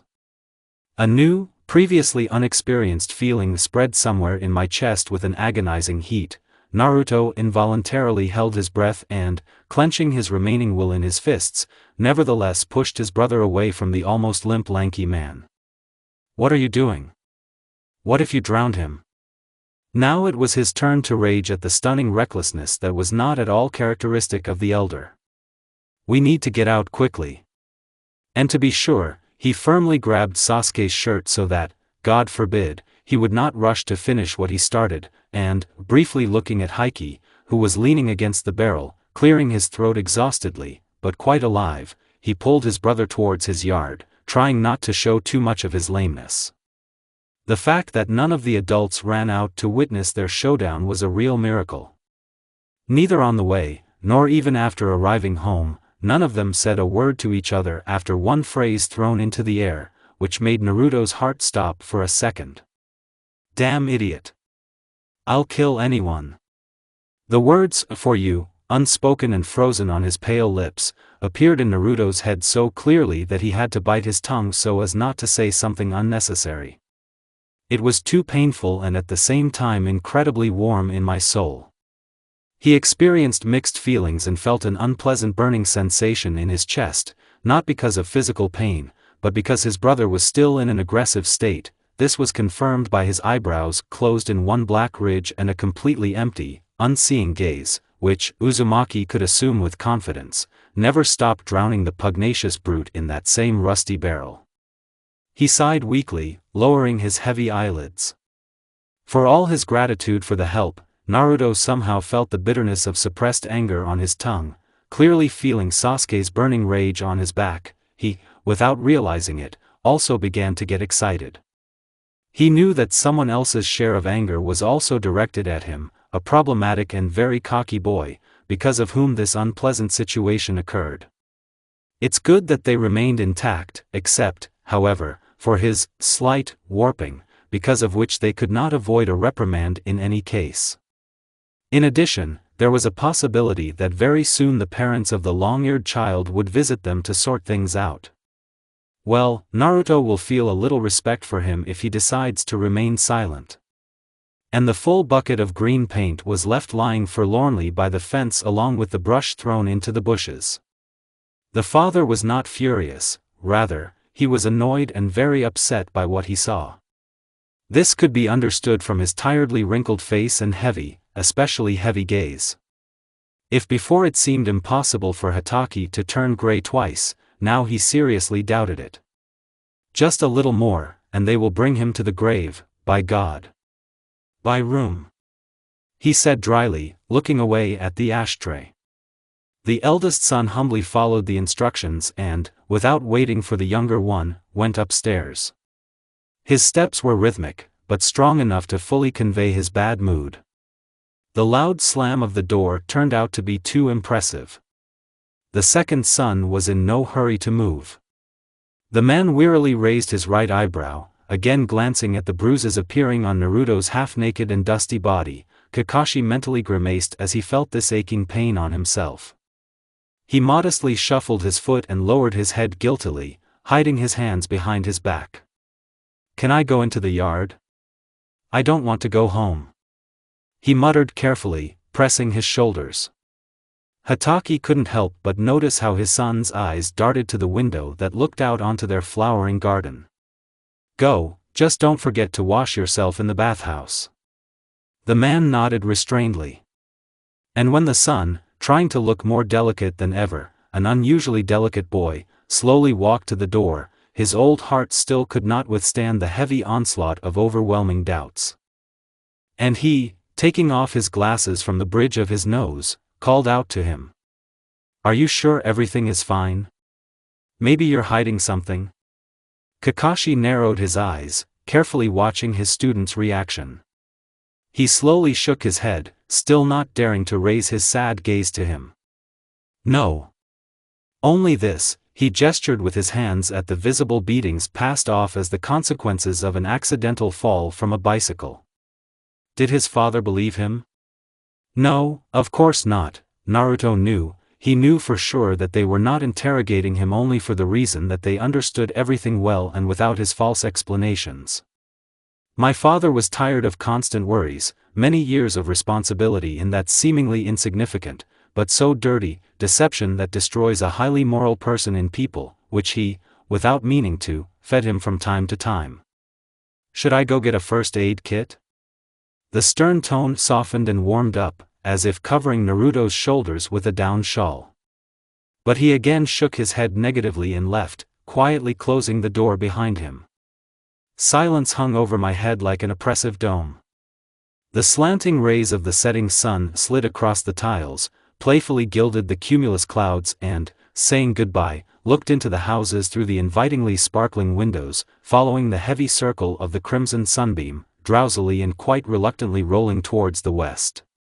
Sometimes, when he wanted to plunge into a hole of deep solitude with himself, Naruto, like a dog tired of noise, hid in some secluded place. Most often it was their ordinary plank shed, less often a woodshed, where the soothing smell of firewood from early morning was intertwined with the smell of warm, freshly baked bread. Not far away there was a baker's shop that Uzumaki liked to visit for two reasons. Firstly, their baker was a very pleasant and truly skilled woman, who, despite her large, overweight body, had some kind of special, certainly magical charm. Neither ideal manners, nor unearthly glossy beauty and slender figure could replace that exorbitant warmth in her narrow eyes, that enormous inner love hidden in her fragrant heart, and an unimaginably radiant aura, inexorably shining in her soft smile and giving unprecedented lightness to her heavy pretzels of thick brown hair. This, Naruto was sure, was what attracted men to her. And secondly, the hands of this amazing woman created such amazing pastries that the aromas emanating from her shop against there will beckoned you a mile away. Sometimes, at the end of the working day, the baker would good-naturedly treat the children with the remaining buns, in the first row of whom Naruto himself was always there. All that violent indignation and not fully expressed irritation continued to smolder disgustingly inside him, depositing like ashes on the walls of his devastated insides. Sasuke didn't know who this anger was directed at or who it should be taken out on. And should it at all? It was difficult to spray it, and much more difficult to extinguish it. Therefore, he had to wait until his inner turmoil calmed down and allowed him to look at everything with sober awareness. He never heard any steps towards the next room. The guy chuckled sadly, turning his thoughtful gaze to the window. The sun still resisted, straining to radiate light, beat through the glass, blinded the eyes and stubbornly hid in the folds of the crumpled bedspread, not wanting to leave its home so quickly. A free exhalation dissipated into the air as the room emptied, numb in the piercing ringing of the reigning silence. He found him, coward and lost, haunted by the memory of what had happened, sitting in the corner on an old wooden ottoman, recently moved to the barn due to the acquisition of new furniture. Dust floated in the air like a weightless cloud, refracted by the gaze of the timidly peeping sun. The space filled with honeyed light was comparable to the careless brushstrokes of a young artist, whose creation was as beautiful and fleeting as the selfless dance of waltzing motes of dust. The fading rays, playing, hid in the golden curls of fluffy, slightly curling hair. Thick light eyelashes trembled finely, like the wings of a small moth, framing huge, expressive, half-open eyes. The blue sea was agitated in them with restless splashes. The boards made a grumbling creak, and Sasuke defiantly cleared his throat, announcing his presence. The guy twitched slightly and turned around with a flash of fear in his eyes, but then he exhaled in relief and resumed his previous position, biting the edge of a golden bun. He managed to grab the last one just in time for the shop to close. "Why did you come?" he asked hoarsely, as if during this short time his throat had become dusty, raising one eyebrow questioningly. The Uchiha grunts silently, twisting her face into a faint grin. "I came to treat you." "Yes? Well then, go ahead and heal," he answered quietly, almost in a whisper, mentally relaxing from the fact that his brother had calmed down and was no longer throwing thunderbolts with his blackening eyes. But only when treatment was mentioned, everything began to hurt more and more, as if on cue. The Uzumaki knitted his eyebrows pitifully, squeezing out a martyr's crease between them, while, out of the corner of his eye, constantly watching the brunette pull out frozen cubes of chamomile infusion from the glacier, which Nanny Mitsu always prepared for such unforeseen cases. When Sasuke approached, sitting down next to him so that his calm, tickling breath could be felt on his neck, Naruto froze at once, and an electric discharge of a large tremor seemed to run through his wet body, not yet completely dry from washing. With a sinking heart, he watched as his brother carefully touched his trembling chest with his fingers, traced the cherry outline with a melting piece of ice, and, catching his perplexed gaze, pressed his lips to the damaged area of skin with a light touch, and this, be that as it may, really helped to subside the last echoes of the throbbing pain. And so he did with each bruise that seemed to appear on purpose, with a languid tingling sensation awaiting a touching caress. The exciting cold emerged with the soothing warmth of other people's touches, and Naruto began to sip something pleasantly in the lower abdomen, painfully tugging at the invisible threads of his overly estranged heart. He swallowed noisily, feeling something strange, and tried to quietly move away, but Sasuke, pressing so openly and actively, quickly overcame the weak attempt to escape, stroking his lower back soothingly. No longer able to control himself, the Uchiha turned the extraordinary excess of his melted tenderness into the smallest scattering of caramel splashes that barely noticeably decorated his brother's thin collarbones, his still very girlishly fragile shoulders and an impossibly pretty face, still childishly rounded, but it is already beginning to acquire clearer features. He lovingly stroked his sides, outlined the protruding bones and reveled in the languid size of this unimaginably pliable body. Naruto was thrilled by this unexpected tenderness, instinctively exposing his bare neck to a chain of simple kisses, each of which he perceived as the first. Bronze skin vibrated delightfully under the mercy of pale hands, devotedly, with desperation, reaching out to meet them, thanking for every moment of their tireless contact. When thin fingers willfully slid down the hollow of the tailbone, the younger one opened his eyes wide, immediately grabbing someone else's wrist. "What?"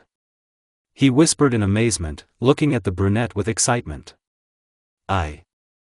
Would you like to try something more pleasant than just caressing each other?" "I don't know." Hastily rising on his elbows, Uzumaki maintains an indefinite silence, because he understands what he's leading to. And he is both scared and doubly interested. "I took Vaseline from the medicine cabinet, it should help get rid of the pain." The guy's gaze was clouded, his voice was godlessly hoarse. He had already lost count of how many weeks he carried this nagging thought within himself, how many he savored the long nights and tried to figure out how best to approach so as not to scare him away. Naruto's confused look only further fuels his deepest and most forbidden desire. Even if it is unhealthy and contrary to nature, he is not ready to retreat until he receives a firm refusal. Only if you're careful. After a tense hesitation the answer still follows, uncertain, but full of naked hope still blown by a light wind. "Fine." Blue eyes darting fussily in unsuccessful efforts to grab onto something insignificant, but thoughts and mind are tormented by thoughts about the future. He certainly trusts his brother, but the fear of doing the irreversible, of wallowing in the abyss of dirty lust, dominates his consciousness, setting his stream of aggravating thoughts. However, all doubts disappeared as soon as Sasuke leaned towards him, gently touching the back of his head with a warm palm. "I won't hurt you, ever. Remember this. Please, just believe me." His whisper breaks, his body shakes with small tremors. With a weak nod, he reaches out to his eyes, weightlessly kisses the drooping eyelids and slides along the snub nose. He slowly runs his hand along his hot cheek and inhales the soft aroma of spice and the almost imperceptible smell of soap. The tight clothes fall indifferently to the floor, and the cool gusts of the approaching evening rush into the room. But they were unable to absorb the intense heat that enveloped their bodies, inflated with the ardor of unbridled passion, like a ghostly mantle. The shaggy crowns of poplars rustled in the rustling heights, the winds began to boil, driving away the torn bodies of gray clouds, allowing the sunset to be revealed in all its unsurpassed beauty. Crimson streaks fell on the bare, hunched back, strewn with rare drops of perspiration, which were comparable only to sparkling tears.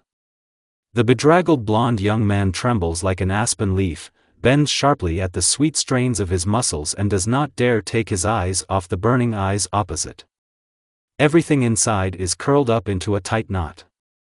Sasuke painfully kneads his lips, outlines the learned contour and, in a fit of tenderness, rubs himself against the wet chest, then again falls to his swollen lips and smears painfully, unbearably slowly, forcing him to impatiently bite into his own, and Sasuke's lips are thin and rough, the tongue is too assertive and indomitable.